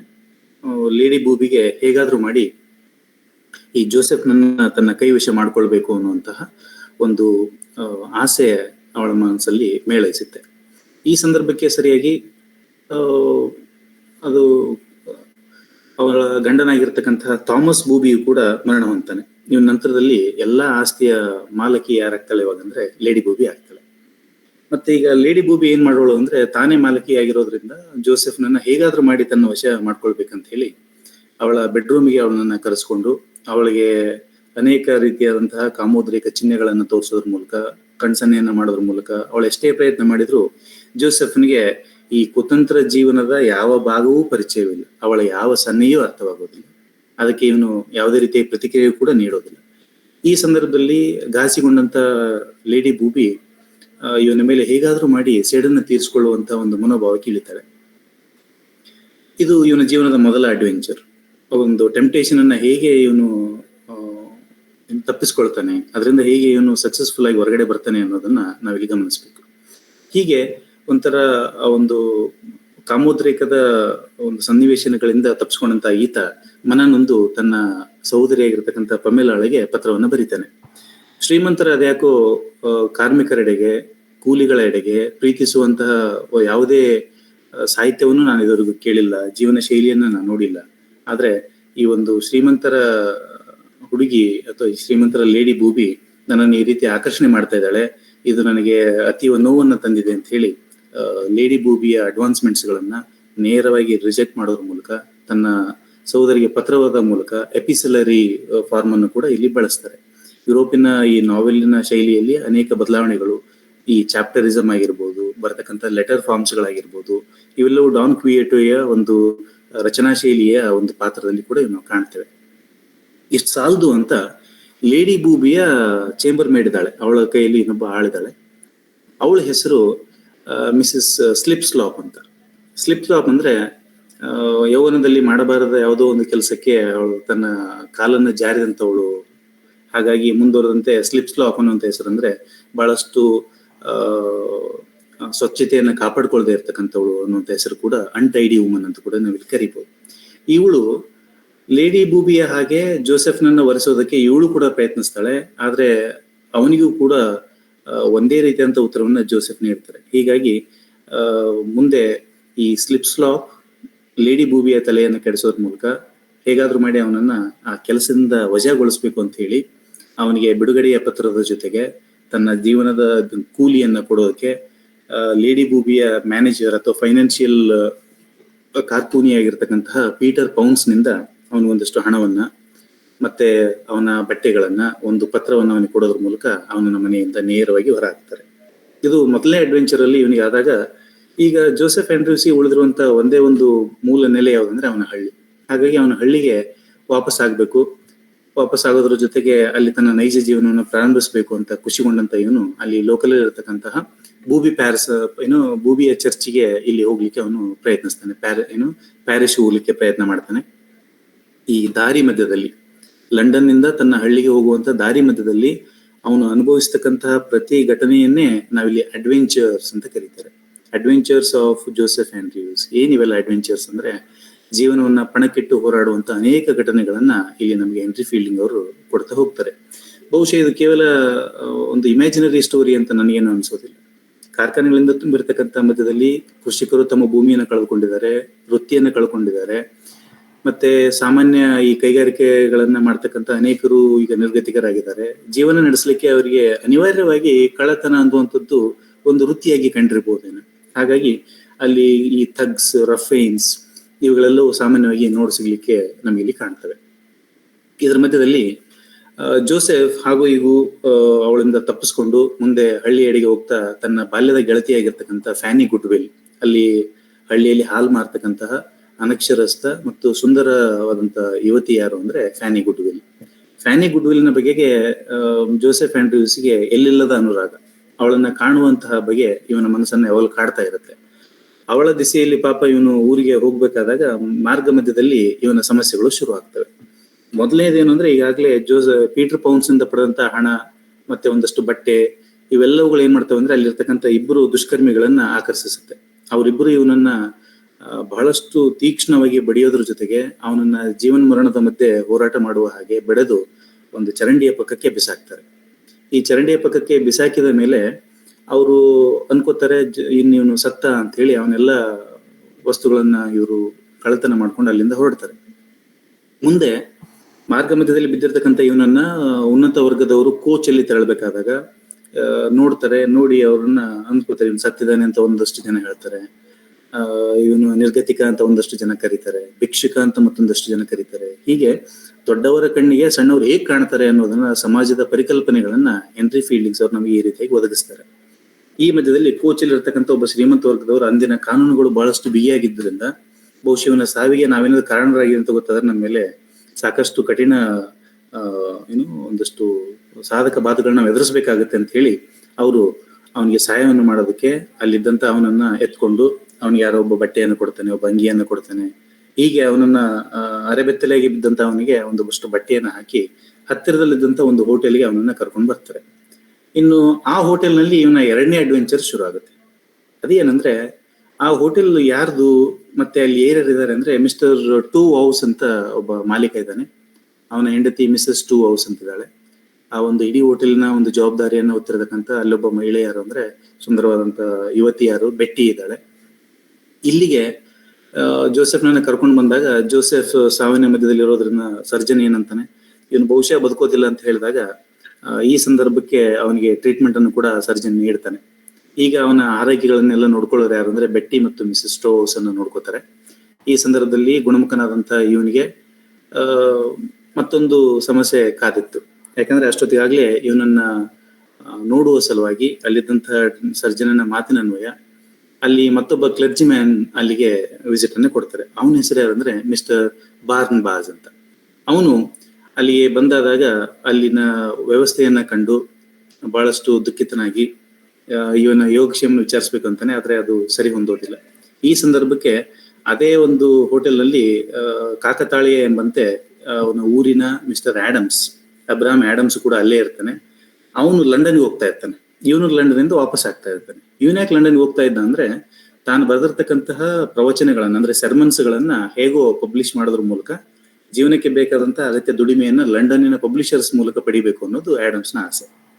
ಇವರಿಬ್ರು ಭೇಟಿಯಾದಾಗ ಆಡಮ್ಸ್ ಈ ವ್ಯಕ್ತಿಯನ್ನ ಕಂಡಾಗ ಬಹಳಷ್ಟು ಖುಷಿ ಆಗ್ಬಿಡ್ತಾನೆ. ಯಾಕಂದ್ರೆ ಬಹು ವರ್ಷಗಳ ನಂತರ ಕಂಡಂತ ಇವನ್ನ ನೋಡೋದಕ್ಕೆ ಇದು ಒಂದ್ ಕಡೆಗೆ.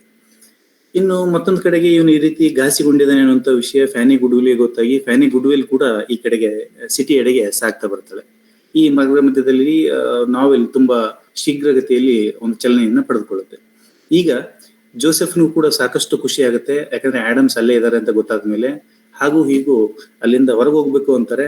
ಆಗ ಹಣಕಾಸಿನ ಸಮಸ್ಯೆ, ನಿನ್ನನ್ನು ಇಷ್ಟು ದಿವಸ ಇಲ್ಲಿ ಇಟ್ಕೊಂಡು ಉಪಚಾರ ಮಾಡಿದ್ದಕ್ಕೆ ಮಿಸ್ಟರ್ ಟೂ ಹೌಸ್ ಅವರಿಂದ ಹಣವನ್ನ ಬೇಡ್ತಾನೆ. ಆದ್ರೆ ಈಗಾಗಲೇ ನಿರ್ಗತಿಕನಾಗಿ ಆ ಹೋಟೆಲ್ಗೆ ಬಂದಿರತಕ್ಕಂಥ ಇವನಲ್ಲಿ ಯಾವುದೇ ಹಣ ಇಲ್ಲ. ಮತ್ತೆ ಆಡಮ್ಸ್ ಅಂತಾನೆ, ಪರವಾಗಿಲ್ಲ, ನನ್ನ ಹತ್ರ ಸೆರೆಮನ್ಸ್ಗಳ ಪುಸ್ತಕಗಳಿದಾವೆ, ಅವುಗಳನ್ನ ಮಾರಿ ಬಂದಿರೋ ಹಣದಿಂದ ನಾನು ಎಲ್ಲವನ್ನು ತೀರಿಸ್ತೀನಿ ಅಂತ ಅನ್ಕೋತಾನೆ.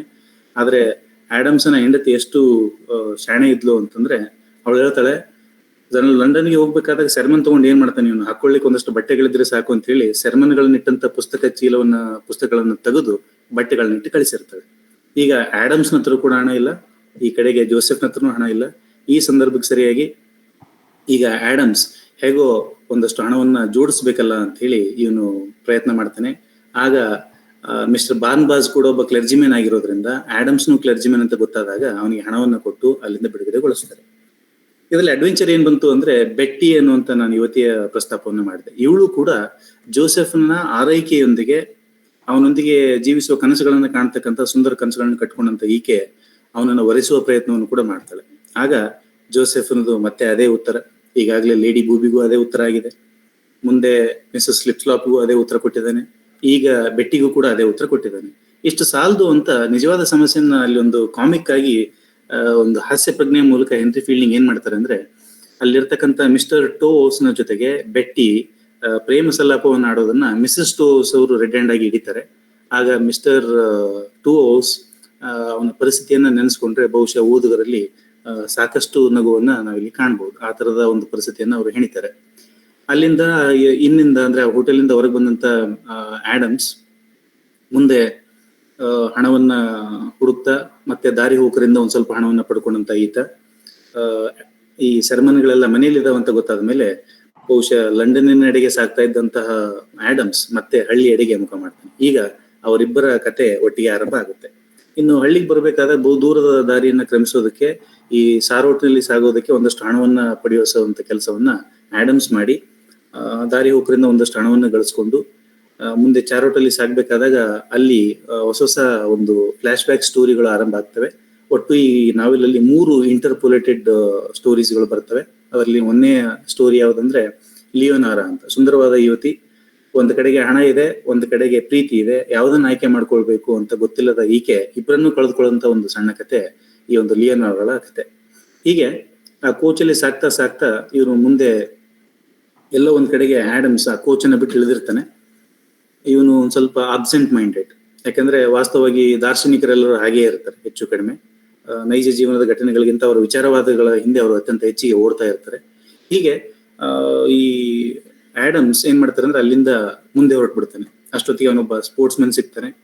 ಆ ಮಧ್ಯದಲ್ಲಿ ಸ್ಪೋರ್ಟ್ಸ್ ಮನ್ ಏನ್ ಮಾಡ್ತಾನೆ, ಅವನು ಬೇಟೆಗಾರ. ಅವನು ತನ್ನ ಬೇಟೆಗಳ ಮಧ್ಯದಲ್ಲಿ ಗನ್ನನ್ನು ಹಿಡ್ಕೊಂಡು ಇವನ್ನ ಹೆದರಿಸೋ ಪ್ರಯತ್ನವನ್ನು ಮಾಡ್ತಾನೆ. ಈ ಸಂದರ್ಭಕ್ಕೆ ಆಡಮ್ಸ್ಗೆ ದೂರದಲ್ಲಿ ಒಂದು ಮಹಿಳೆಯ ಕೂಗು ಕೇಳಿ ಬರುತ್ತೆ. ಆ ಮಹಿಳೆಯ ಕೂಗನ್ನು ಕೇಳಿ ಬಂದಂತ ಈತ ಆ ಕಡೆಗೆ ಓಡ್ಬೇಕಾದಾಗ ಸ್ಪೋರ್ಟ್ಸ್ ಮನ್ ಗನ್ನಿದ್ದು ಕೂಡ ಅವನು ಯಾವುದೇ ಸಹಾಯವನ್ನು ಮಾಡದೆ ಅವನು ಹಾಗೆ ಹೋಗ್ತಾನೆ. ಅಲ್ಲಿಗೆ ಆಡಮ್ಸ್ ಹೋಗಿ ನೋಡಿದಾಗ ಅವನಿಗೆ ಅಲ್ಲಿದ್ದಂತಹ ಒಂದು ಕಳ್ಳಕಾಕರನ್ನ ಇವನು ಬಡಿದೆಬ್ಬಿಸುವ ರೀತಿಯಲ್ಲಿ ಅವನು ಹೋರಾಟವನ್ನು ಮಾಡ್ತಾನೆ. ಅದು ಬಹಳ ಕಾಮಿಕ್ ಆಗಿ ಅವರು ಚಿತ್ರಿಸ್ತಾರೆ. ಈ ಮಧ್ಯದಲ್ಲಿ ಏನಾಗುತ್ತಂದ್ರೆ ಆ ಕಳ್ಳರಿಗೆ ಗಂಭೀರವಾಗಿ ಗಾಯ ಆದಾಗ ಅವರು ಮೂರ್ಛೆ ಹೋಗಿ ಬೀಳ್ತಾರೆ. ಆಗ ಅಲ್ಲಿದ್ದಂತ ಮಹಿಳೆಯನ್ನ ಗುರುತಿಸಿದಂತ ಈತ ಬಹಳ ಖುಷಿ ಆಗುತ್ತೆ, ಯಾಕಂದ್ರೆ ಆ ಮಹಿಳೆ ಬೇರೆ ಯಾರು ಅಲ್ಲ, ಜೋಸೆಫ್ನ ಪ್ರೀತಿಮೆ ಆಗಿರ್ತಕ್ಕಂಥ ಫ್ಯಾನಿ ಗುಡ್ವಿಲ್. ಈಗ ಇವಳನ್ನ ಕರ್ಕೊಂಡು ಹೇಗಾದ್ರೂ ಮಾಡಿ ಜೋಸೆಫ್ನ ಹತ್ರ ಹೋಗ್ಬೇಕು ಅನ್ನೋಷ್ಟರಲ್ಲಿ ಅಲ್ಲಿನ ಲೋಕಲ್ ಅಲ್ಲಿ ಇರ್ತಕ್ಕಂಥ ಒಂದು ಪ್ರಾದೇಶಿಕ ಜನರು ಇವರನ್ನು ಕರ್ಕೊಂಡು ಜಡ್ಜ್ ಹತ್ರ ಹೋಗ್ತಾರೆ. ಯಾಕಂದ್ರೆ 8 ತಿಂದು ಮಲಗಿದಂತ ಕಳ್ಳರಿಬ್ರು ಎದ್ದ ಕೂಡಲೇ ಏನ್ ಹೇಳ್ತಾರೆ ಅಂದ್ರೆ, ಇಲ್ಲ ನಮ್ಮನ್ನ ಇವರು ಏನು ರಾಬರಿ ಮಾಡಿದ್ದಾರೆ, ನಮ್ಮನ್ನ ದೋಚಿದ್ದಾರೆ, ನಮ್ಮನ್ನ ಬಡ್ದಿದ್ದಾರೆ ಅಂತ ಇವ್ರ ಮೇಲೇನೆ ಮತ್ತೆ ಕೇಸನ್ನ ಮರಳಿಸೋದ್ರ ಮೂಲಕ ಇವ್ರನ್ನ ಸಂಕಷ್ಟಕ್ಕೆ ತಂದಿರ್ತಾರೆ. ಈ ಸಂದರ್ಭಕ್ಕೆ ಅಲ್ಲಿ ನ್ಯಾಯದಾನ ಹೇಗಿತ್ತು ಅಂತ ಹೇಳೋದಕ್ಕೆ, justice he was so negligent. ಅವನಿಗೆ ಈ ಸಾಮಾನ್ಯರ ಯಾವ ನೋವುಗಳು ಕೂಡ ಕಾಣ್ತಾ ಇರೋದೇ ಇಲ್ಲ, ಆ ರೀತಿಯಂತ ಬ್ಲೈಂಡ್ ಆಗಿರ್ತಕ್ಕಂಥ ಒಬ್ಬ ಜಡ್ಜ್ ನಮ್ಗೆ ಅಲ್ಲಿ ಸಿಗ್ತಾರೆ. ಅವರು ನೇರವಾಗಿ ಇವರಿಗೆ ಶಿಕ್ಷೆಯನ್ನು ವಿಧಿಸೋ ಮುಂಚೆ ಅಲ್ಲೊಬ್ರು ಯಾರೋ ಆಡಮ್ಸ್ ನನ್ನ ಗುರುತಿಸಿ ಹೇಳ್ತಾರೆ, ಇಲ್ಲ ಅವನು ತುಂಬಾ ಒಳ್ಳೆಯ ವ್ಯಕ್ತಿ ಅಂತ ಹೇಳಿದ್ಮೇಲೆ ಹಾಗೂ ಹೀಗೂ ಸಾವಿನ ದವಡೆಯಿಂದ ಪಾರಾದಂತಹ ಆಡಮ್ಸ್ ಮತ್ತು ಫ್ಯಾನಿ ಅಲ್ಲಿಂದ ನೇರವಾಗಿ ಜೋಸೆಫ್ ತಂಗಿದಂತ ಒಂದು ಹೋಟೆಲಿಗೆ ಬರ್ತಾರೆ. ಅಲ್ಲಿ ಬಂದ ಕೂಡಲೇ ಇಬ್ರು ಬಹಳ ಖುಷಿಯಿಂದ ಒಟ್ಟಾಗ್ತಾರೆ. ಈಗ ಅವರ ಮೊದಲನೇ ಕನಸು ಏನಂದ್ರೆ ಮದುವೆ ಆಗ್ಬೇಕು ಅಂತ.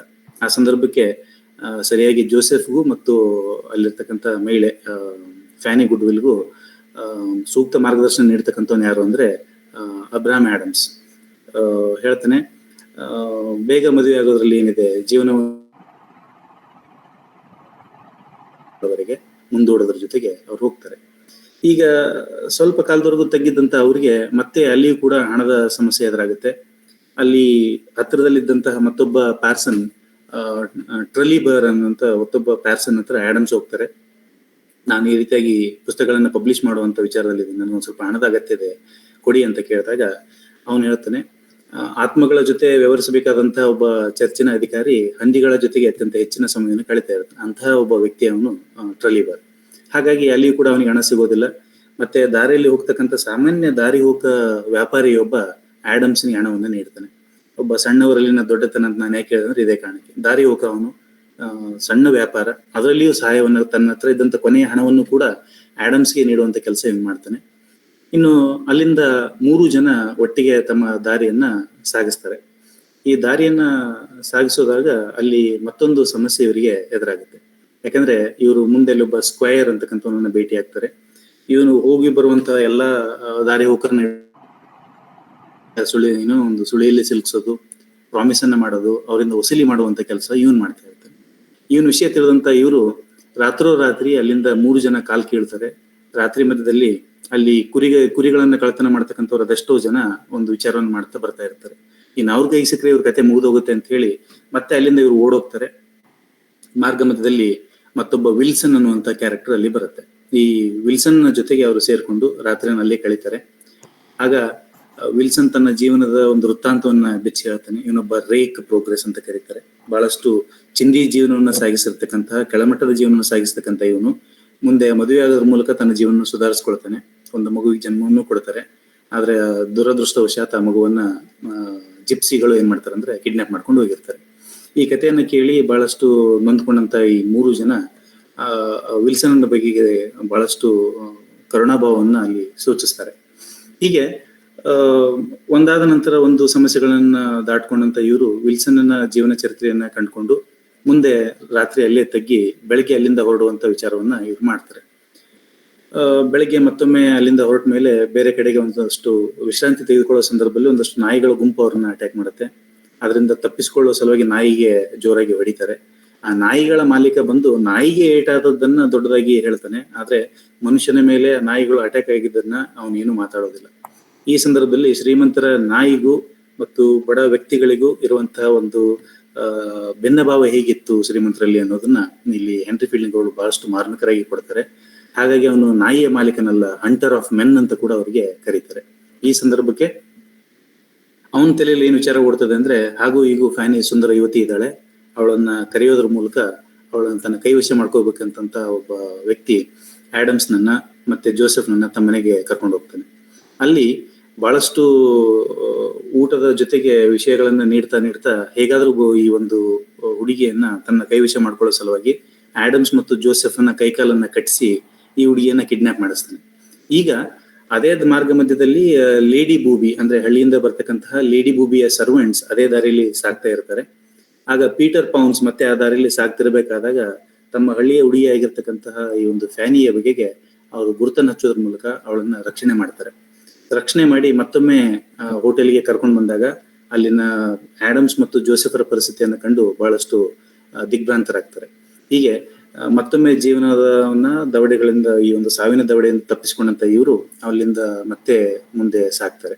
ಹೀಗೆ ಘಟನಾವಳಿಗಳ ನಂತರದಲ್ಲಿ ಸಮಸ್ಯೆಗಳ ಪರಿಹಾರ ಆಗೋದೇ ಇಲ್ಲ, ಹೀಗೆ ಸಾಗ್ತಾ ಹೋಗುತ್ತೆ. ಮುಂದೆ ಅವರು ನೇರವಾಗಿ ಪೀಟರ್ ಪೌನ್ಸ್ ಜೊತೆಗೆ ಹಳ್ಳಿಗೆ ಬರ್ತಾರೆ. ಆಡಮ್ಸ್ ಅವರು ಹೇಳ್ತಾರೆ, ಇನ್ನು ಮದುವೆ ಮಾಡಿಬಿಡೋಣ ಇವ್ರದ್ದು ಅಂತೇಳಿ ಅನೌನ್ಸ್ ಮಾಡ್ತಾರೆ. ಈಗ ಅಲ್ಲಿದ್ದಂತ ಹಳೆಯ ಅನುರಾಗಿಯಾಗಿರ್ತಕ್ಕಂಥ ಲೇಡಿ ಬೂಬಿ ಈ ಮದುವೆಗೆ ಒಪ್ಪಕ್ಕೆ ಬಿಲ್ಕುಲ್ ತಯಾರಿಲ್ಲ ಅವಳು. ಯಾಕಂದ್ರೆ ಕಣ್ಣೆದುರಿಗೆ ತನ್ನ ಪ್ರಿಯತಮನ ಮದುವೆ ಆಗೋದನ್ನ ಅವಳು ಸಹಿಸೋದಕ್ಕೆ ತಯಾರಿಲ್ಲ. ಹೀಗಾಗಿ ಅವಳು ಏನ್ ಮಾಡ್ತಾಳೆ ಅಂದ್ರೆ ಒಂದು ಆಕ್ಷೇಪಣೆಯನ್ನು ಸಲ್ಲಿಸ್ತಾಳೆ. ಏನು ಅಂದ್ರೆ ಸಾಮಾನ್ಯ ವರ್ಗದವರು ಮದುವೆಯಾದಾಗ ಭಿಕ್ಷುಕರನ್ನಲ್ಲದೆ ಮತ್ತಾರನ್ನು ಕೂಡ ಅವ್ರು ಸೃಷ್ಟಿ ಮಾಡಲಾರರು, ಹಾಗಾಗಿ ಅವ್ರಿಗೆ ಮದುವೆ ಮಾಡೋದ್ ಬೇಡ ಅಂತ ಅವಳು. ಹೀಗಾಗಿ ಒಬ್ಬ ಲಾಯರ್ನನ್ನು ಕೂಡ ನೇಮಿಸ್ತಾಳೆ. ಅವನ ಹೆಸರು ಸ್ಕೌಟ್ ಅಂತ. ಅವನು ಎಷ್ಟೋ ರೀತಿಯಾಗಿ ಆಡಮ್ಸ್ ನನ್ನ ಪರಿಪರಿಯಾಗಿ ಅವನು ಹೇಳಿದ್ರು ಕೂಡ ಅಲ್ಲಿ ಸಾಧ್ಯವಾಗೋದಿಲ್ಲ. ಕೊನೆಗೆ ಮದುವೆ ಫಿಕ್ಸ್ ಆಗುತ್ತೆ. ಈ ಸಂದರ್ಭಕ್ಕೆ ಲೇಡಿ ಬೂಬಿಯ ಪ್ಲಾನ್ಗಳಲ್ಲಿ ಮುಗಿಯೋದಿಲ್ಲ. ಇನ್ನು ನಿಜವಾದ ಖಳನಾಯಕಿಯ ಪಾತ್ರವನ್ನ ಲೇಡಿ ಬೂಬಿ ಪಡ್ಕೋತಾಳೆ. ಇವಳು ಹೇಗಾದ್ರೂ ಮಾಡಿ ಅವರಿಬ್ಬರನ್ನ ದೂರ ಮಾಡ್ಲೇಬೇಕಂತ ವಿಧವಾದ ಪ್ರಯತ್ನಗಳನ್ನ ಅವಳಿಲ್ಲಿ ಮಾಡ್ತಾಳೆ. ಆ ವಿಧವಾದ ಪ್ರಯತ್ನಗಳು ಯಾವುವು ಅಂದ್ರೆ, ಲೇಡಿ ಬೂಬಿ ಈಗಾಗಲೇ ಒಬ್ಬ ಬಿಯುನನ್ನ ಅಪಾಯಿಂಟ್ ಮಾಡ್ಕೋತಾಳೆ, ಡಿಡ್ಯಾಪರ್ ಅಂತ ಹೇಳಿ. ಅವನಿಗೆ ಹಾಗೂ ಹೀಗೂ ಫ್ಯಾನಿಗಳನ್ನ ತನ್ನ ವಶ ಮಾಡ್ಕೊಳ್ಳೋಕೆ ಸಾಕಷ್ಟು ಅವಕಾಶಗಳನ್ನು ಕೂಡ ಅವಳು ಒದಗಿಸಿಕೊಡ್ತಾಳೆ. ಈ ಬೂಬಿಯ ಅನೇಕ ಕಾರ್ಯಗಳಿಗೆ ಅಡೆತಡೆ ಎಂಬಂತೆ ಸಡನ್ ಆಗಿ ಒಂದು ಕ್ಯಾರೆಕ್ಟರ್ ಎಂಟ್ರಿ ಆಗುತ್ತೆ. ಇದು ಯಾರಂದ್ರೆ ಸ್ಯಾಮ್ಯುಯಲ್ ರಿಚರ್ಡ್ಸನ್ ಪಮೇಲಾಳ ಗಂಡ. ಅವನು ಜೋಸೆಫ್ ಅಂತ, ಜೋಸೆಫ್ನ ಸಿಸ್ಟರ್ ಆಗಿರ್ತಕ್ಕಂಥ ಪಮೇಲಾಳ ಗಂಡ. ಅವನು ಮಿಸ್ಟರ್ ಬೂಬಿ. ಅಲ್ಲಿದ್ದಂತ ಮಿಸ್ಟರ್ ಬಿ ಬಹುಶಃ ಇವನೇ ಆಗಿರ್ಬೋದೇನೋ ಅಂತ ನಾವಿಲ್ಲಿ ಊಹಿಸ್ಬೇಕು.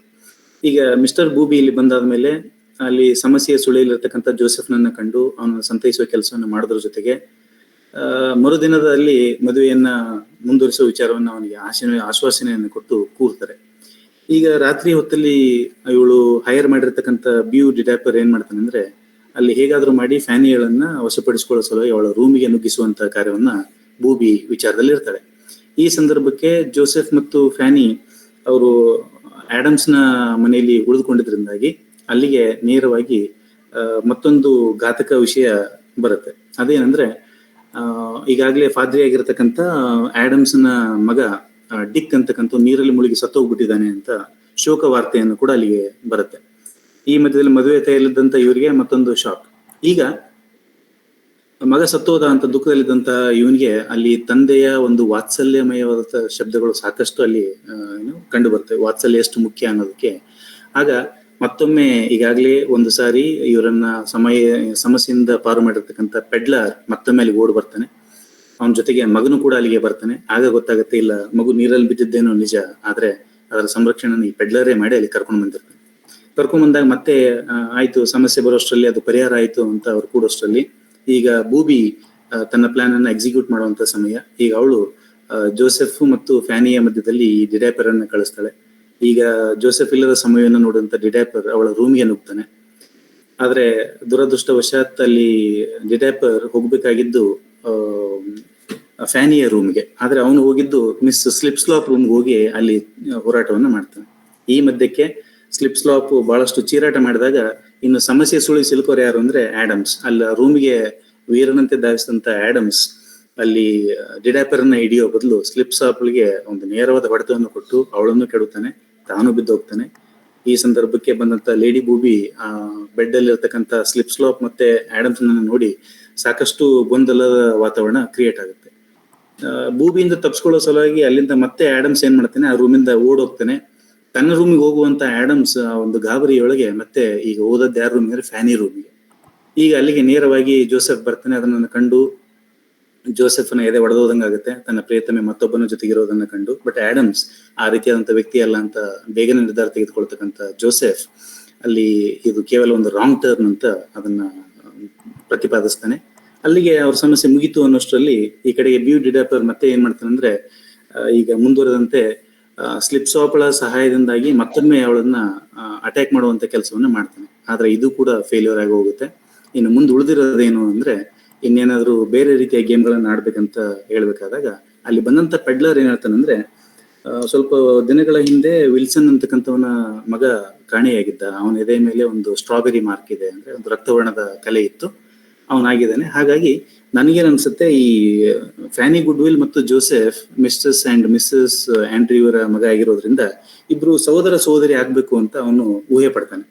ಈಗ ಲೇಡಿ ಬೂಬಿಗೆ ಎಲ್ಲಿಲ್ಲದ ಆನಂದ, ಯಾಕಂದ್ರೆ ಇಬ್ರು ಇನ್ನೇನು ಒಂದಾಗ ಸಾಧ್ಯ ಇಲ್ಲ ಅನ್ನುವಂತ ಮನೋಭಾವನೆ ಅವನು ತಾಳ್ತಾನೆ. ಈಗ ಅದೇ ಸಂದರ್ಭಕ್ಕೆ ಅಲ್ಲಿಗೆ ವಿಲ್ಸನ್ ಕೂಡ ಬರ್ತಾರೆ, ಕಾಕತಾಳಿ ಎಂಬಂತ ಅವನು ಕೂಡ ಬರ್ತಾನೆ. ಬಂದಾಗ ಅವ್ರು ಹೇಳ್ತಾರೆ, ಹೌದು ಫ್ಯಾನಿ ನನ್ನ ಮಗಳೇ ನಿಜ, ಆದ್ರೆ ಫ್ಯಾನಿಗಳನ್ನ ಕದ್ಕೊಂಡು ಹೋದ್ಮೇಲೆ ಅವಳ ಜಾಗದಲ್ಲಿ ಸಾಕುವ ಸಲುವಾಗಿ ನಾನು ಒಂದು ಮಗನನ್ನು ತಂದಿದ್ದೆ, ಚಾಂಜ್ಲಿಂಗ್ ಅಂತೇಳಿ. ಆ ಮಗು ಬೇರೆ ಯಾರೆಲ್ಲ, ಒಂದು ಜೋಸೆಫ್. ಆದ್ರೆ ನೈಜವಾಗಿ ಹೇಳೋದಾದ್ರೆ ಆಂಡ್ರ್ಯೂಸ್ನ ಮಗ ಜೋಸೆಫ್ ಅಲ್ಲ. ಆಂಡ್ರ್ಯೂಸ್ ಯಾರ ಮಗ ಅಂದ್ರೆ ನನ್ನ ಮಗ ಅಂತ ವಿಲ್ಸನ್ ಫ್ಯಾಮಿಲಿ ಸೇರಿದನ್ನು ತಕೊಂಡ್ಮೇಲೆ ಒಂದ್ ಕಡೆಗೆ ಆಂಡ್ರ್ಯೂಸ್ ಫ್ಯಾಮಿಲಿ, ಒಂದ್ ಕಡೆಗೆ ವಿಲ್ಸನ್ ಫ್ಯಾಮಿಲಿ, ಈ ಇಬ್ಬರ ಮಧ್ಯದಲ್ಲಿ ಮತ್ತೆ ಮದುವೆ ಏರ್ಪಟ್ಟದನ್ನ ಕಂಡಂತ ಲೇಡಿ ಬೂಬಿ ಬಹಳಷ್ಟು ಹೃದಯ ದುಃಖಿತಳಾಗಿ, ಇನ್ನು ಇಲ್ಲಿ ನನ್ನ ಯಾವುದೇ ಕೆಲಸಗಳಿಲ್ಲ ಅಂತ ಅವಳು ಅಲ್ಲಿಂದ ಹೊರಡೋಕೆ ತಯಾರು ಮಾಡ್ತಾಳೆ. ಈಗ ಮುಂದೆ ಅವರಿಬ್ಬರ ಮಧ್ಯದಲ್ಲಿ ಮತ್ತೊಮ್ಮೆ ಅನುರಾಗದ ಒಂದು ಸ್ವರೂಪವಾಗಿ ಇಬ್ಬರ ಮದುವೆ ಕೊನೆಯಲ್ಲಿ ಏರ್ಪಾಟಾಗುತ್ತೆ. ಈಗ ಪೆಡ್ಲಾರ್, ವಿಲ್ಸನ್ ಮತ್ತೆ ಪಮೇಲಾ, ಅಲ್ಲಿರ್ತಕ್ಕಂಥ ಮಿಸ್ಟರ್ ಬಿ, ಜೋಸೆಫ್, ಇವರೆಲ್ಲರೂ ಒಂದು ಕಡೆಗೆ ಸೇರ್ಕೊಳ್ತಾರೆ. ಅಲ್ಲಿಗೆ ಈ ಒಂದು ನಾವೆಲ್ ಏನಾಗುತ್ತೆ ಅಂದ್ರೆ ಒಂದು ಸುಖಾಂತ್ಯವನ್ನ ಕಾಣುತ್ತೆ. ಇದು ಸಾಮಾನ್ಯರ ಜೀವನ ಚರಿತ್ರೆ ಆಗಿರೋದ್ರಿಂದ ಇಲ್ಲಿ ನಮಗೆ ಯಾವುದೇ ಹಿರಾಯಿಕ್ ಸ್ಟೋರಿಗಳನ್ನ ಕಾಣುವಂಥದ್ದಾಗ್ಲಿ ಅಥವಾ ಸಾಮಾನ್ಯನ ಜೀವನದಲ್ಲಿ ಇಲ್ಲದೆ ಇರುವಂತಹ ಕಲ್ಪನಾತ್ಮಕ ಕಥೆಗಳನ್ನ ಇಲ್ಲಿ ನಾವು ನೋಡೋದಾಗ್ಲಿ ನಮ್ಗೆ ಇಲ್ಲಿ ಕಾಣಸಿಗೋದಿಲ್ಲ. ನೈಜ ಜೀವನ ಏನು ಅದನ್ನ ಮಾತ್ರ ಅವ್ರು ಕಟ್ಟಿಕೊಡುವಂತ ಕೆಲಸವನ್ನ ಮಾಡ್ತಾರೆ.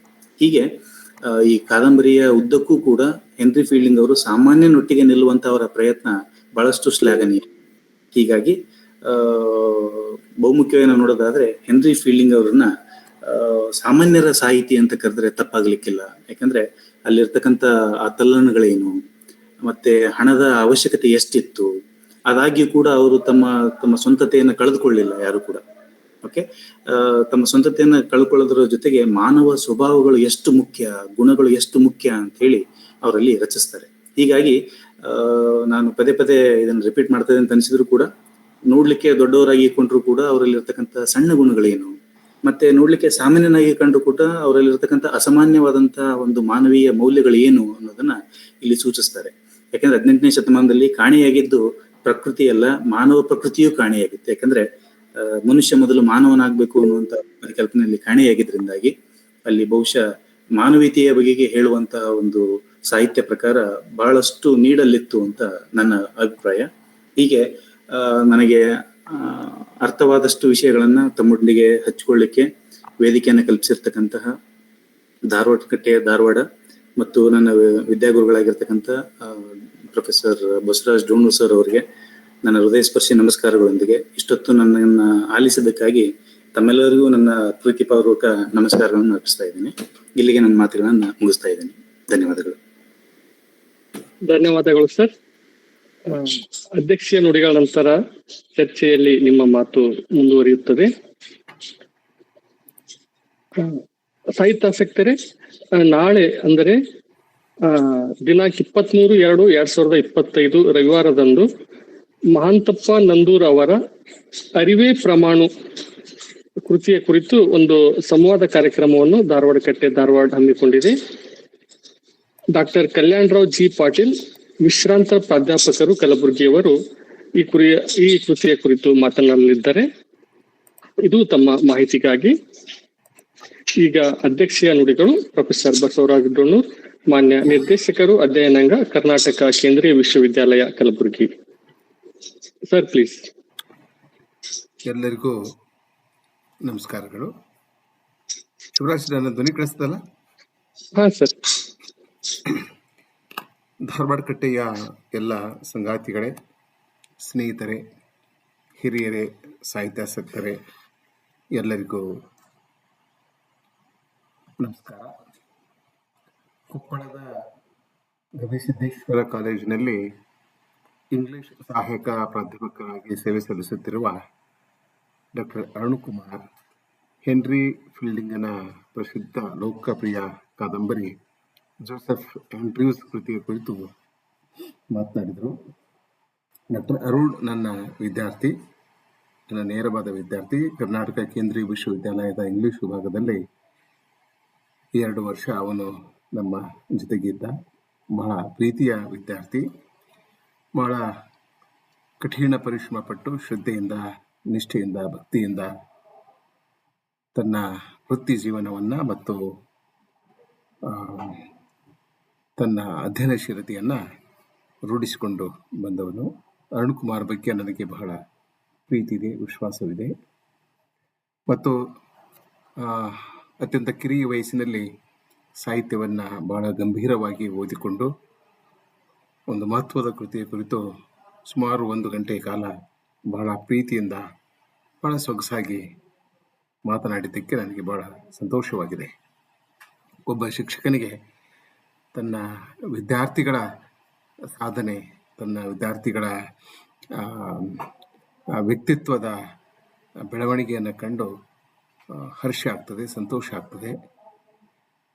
ನನ್ನ ವಿದ್ಯಾರ್ಥಿಗಳು ಒಂದು ಒಳ್ಳೆಯ ಹುದ್ದೆಗೆ ಹೋದಾಗ ಅಥವಾ ಒಂದು ಒಳ್ಳೆಯ ಕಥೆನೋ ಕಾದಂಬರಿನೋ ಬರೆದಾಗ ಅಥವಾ ಒಂದು ವಿಷಯದ ಕುರಿತು ಬಹಳ ಅದ್ಭುತವಾಗಿ ಮಾತನಾಡಿದಾಗ ನನಗೆ ಬಹಳ ಸಂತೋಷವಾಗ್ತದೆ.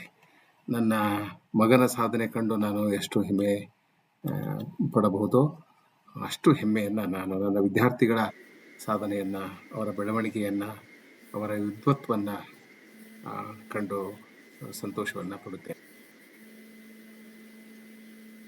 ಅರುಣ್ ಕುಮಾರ್ ನನಗೆ ತುಂಬ ಚೆನ್ನಾಗಿ ಗೊತ್ತು. ವಿಭಾಗದಿಂದ ಹೊರಗೆ ಹೋದ್ಮೇಲೆ ಆತ ನನ್ನೊಂದಿಗೆ ನಿರಂತರವಾದ ಸಂಪರ್ಕವನ್ನು ಇಟ್ಟುಕೊಂಡಿದ್ದಾನೆ. 2 ವಾರಗಳ ಹಿಂದೆ ನಾನು ಕೊಪ್ಪಳಕ್ಕೆ ಹೋಗಿದ್ದೆ. ಒಂದು ಅರ್ಧ ದಿನ ಅವನು ನನ್ನ ಜೊತೆಗೆ ಇರಲಿ. ಈಗ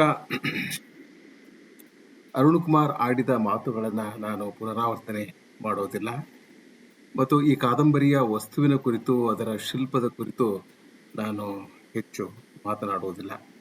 ಕೆಲವು ಮಾತುಗಳನ್ನು ಈ ಸಂದರ್ಭದಲ್ಲಿ ನಾನು ಆಡಲಿಕ್ಕೆ ಇಷ್ಟಪಡ್ತೇನೆ.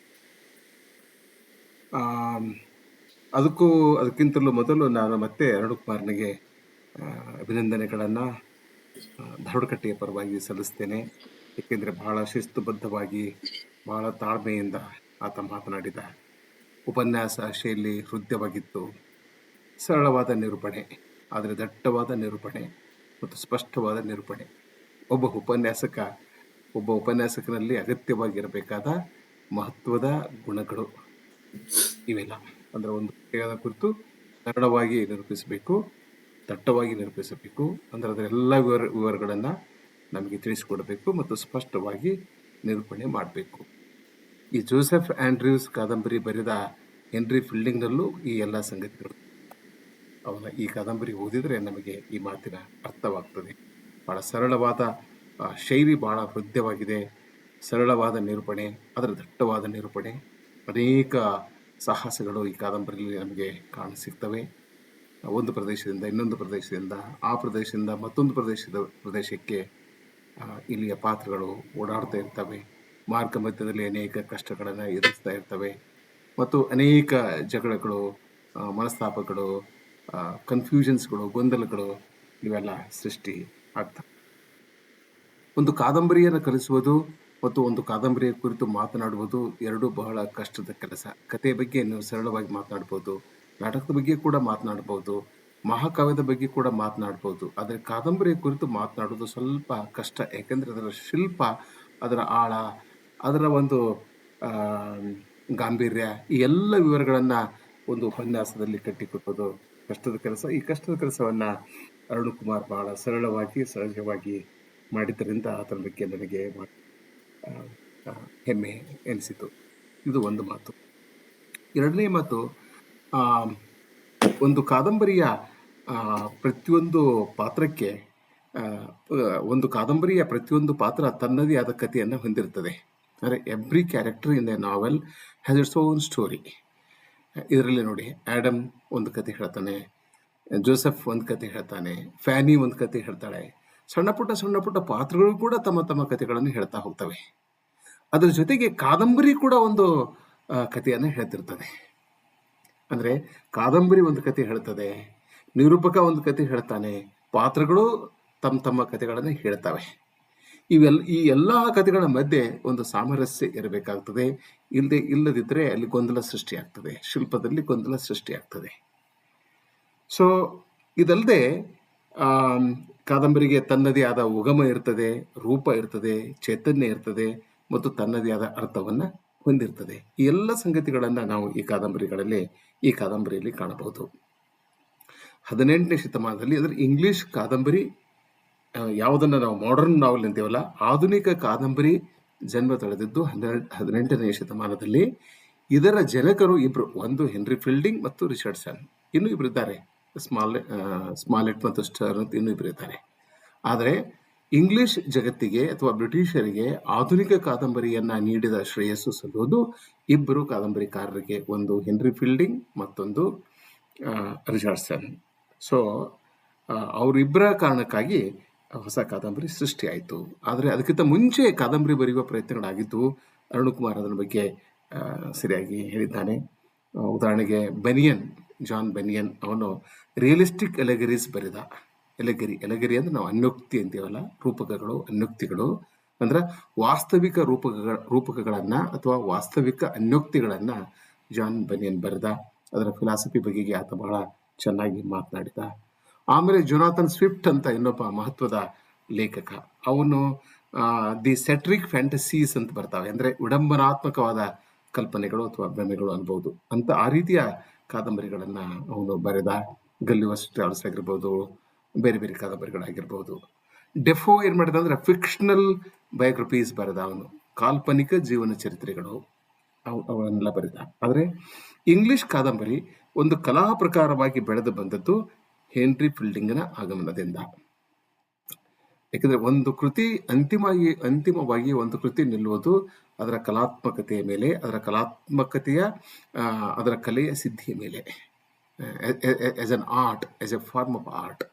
ಕತೆ ಹೇಳೋದು, ಸಂಘರ್ಷ ತರೋದು, ಅದರ ಕೇವಲ ಇದರಿಂದ ಮಾತ್ರ ಒಂದು ಕಾದಂಬರಿ ಯಶಸ್ಸಾಗುವುದಿಲ್ಲ. ಯಾವುದೇ ಶ್ರೇಷ್ಠ ಕಾದಂಬರಿ ಯಶಸ್ಸಾಗುವುದು ಒಂದು ಅದರ ದಾರ್ಶನಿಕತೆಯಿಂದ, ಇನ್ನೊಂದು ಅದರ ಕಲಾತ್ಮಕತೆಯಿಂದ. ಕಲಾತ್ಮಕತೆ ಮತ್ತು ದಾರ್ಶನಿಕತೆ ಈ ಎರಡು ಸ್ತರಗಳಲ್ಲಿ ಕಾದಂಬರಿ ನಿಲ್ಬೇಕಾಗ್ತದೆ. ಈ ಎರಡು ಸ್ತರಗಳಲ್ಲಿ ಒಂದು ಸ್ತರದಲ್ಲಾದರೂ ಕೂಡ ಕಾದಂಬರಿ ನಿಂತ್ರೆ ಅದು ತಕ್ಕ ಮಟ್ಟಿನ ಯಶಸ್ಸನ್ನು ಸಾಧಿಸ್ತದೆ. ಎರಡೂ ಸ್ತರಗಳಲ್ಲಿ ನಿಲ್ಬೇಕಂತಂದ್ರೆ ನೀವು ಟಾಲ್ಸ್ಟಾಯ್ನ ಕಾದಂಬರಿಗಳು, ಲಾರೆನ್ಸ್ನ ಕಾದಂಬರಿಗಳು, ಹಾರ್ಡಿಯ ಕಾದಂಬರಿಗಳು, ಶೇಕ್ಸ್ಪಿಯರ್ನ ನಾಟಕಗಳು, ಅಥವಾ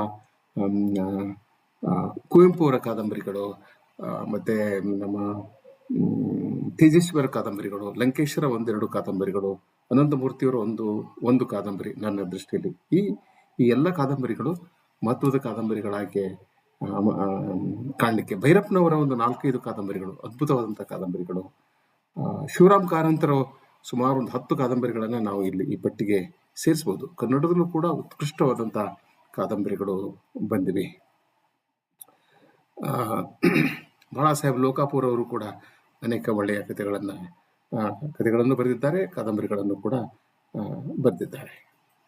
ಸೊ ಈ ಹೆನ್ರಿ ಫೀಲ್ಡಿಂಗ್ ನನಗೆ ತುಂಬಾ ಮಹತ್ವದ ಲೇಖಕ ಆಗಿ ಕಾಣೋದಕ್ಕೆ 2 ಕಾರಣಗಳಿವೆ.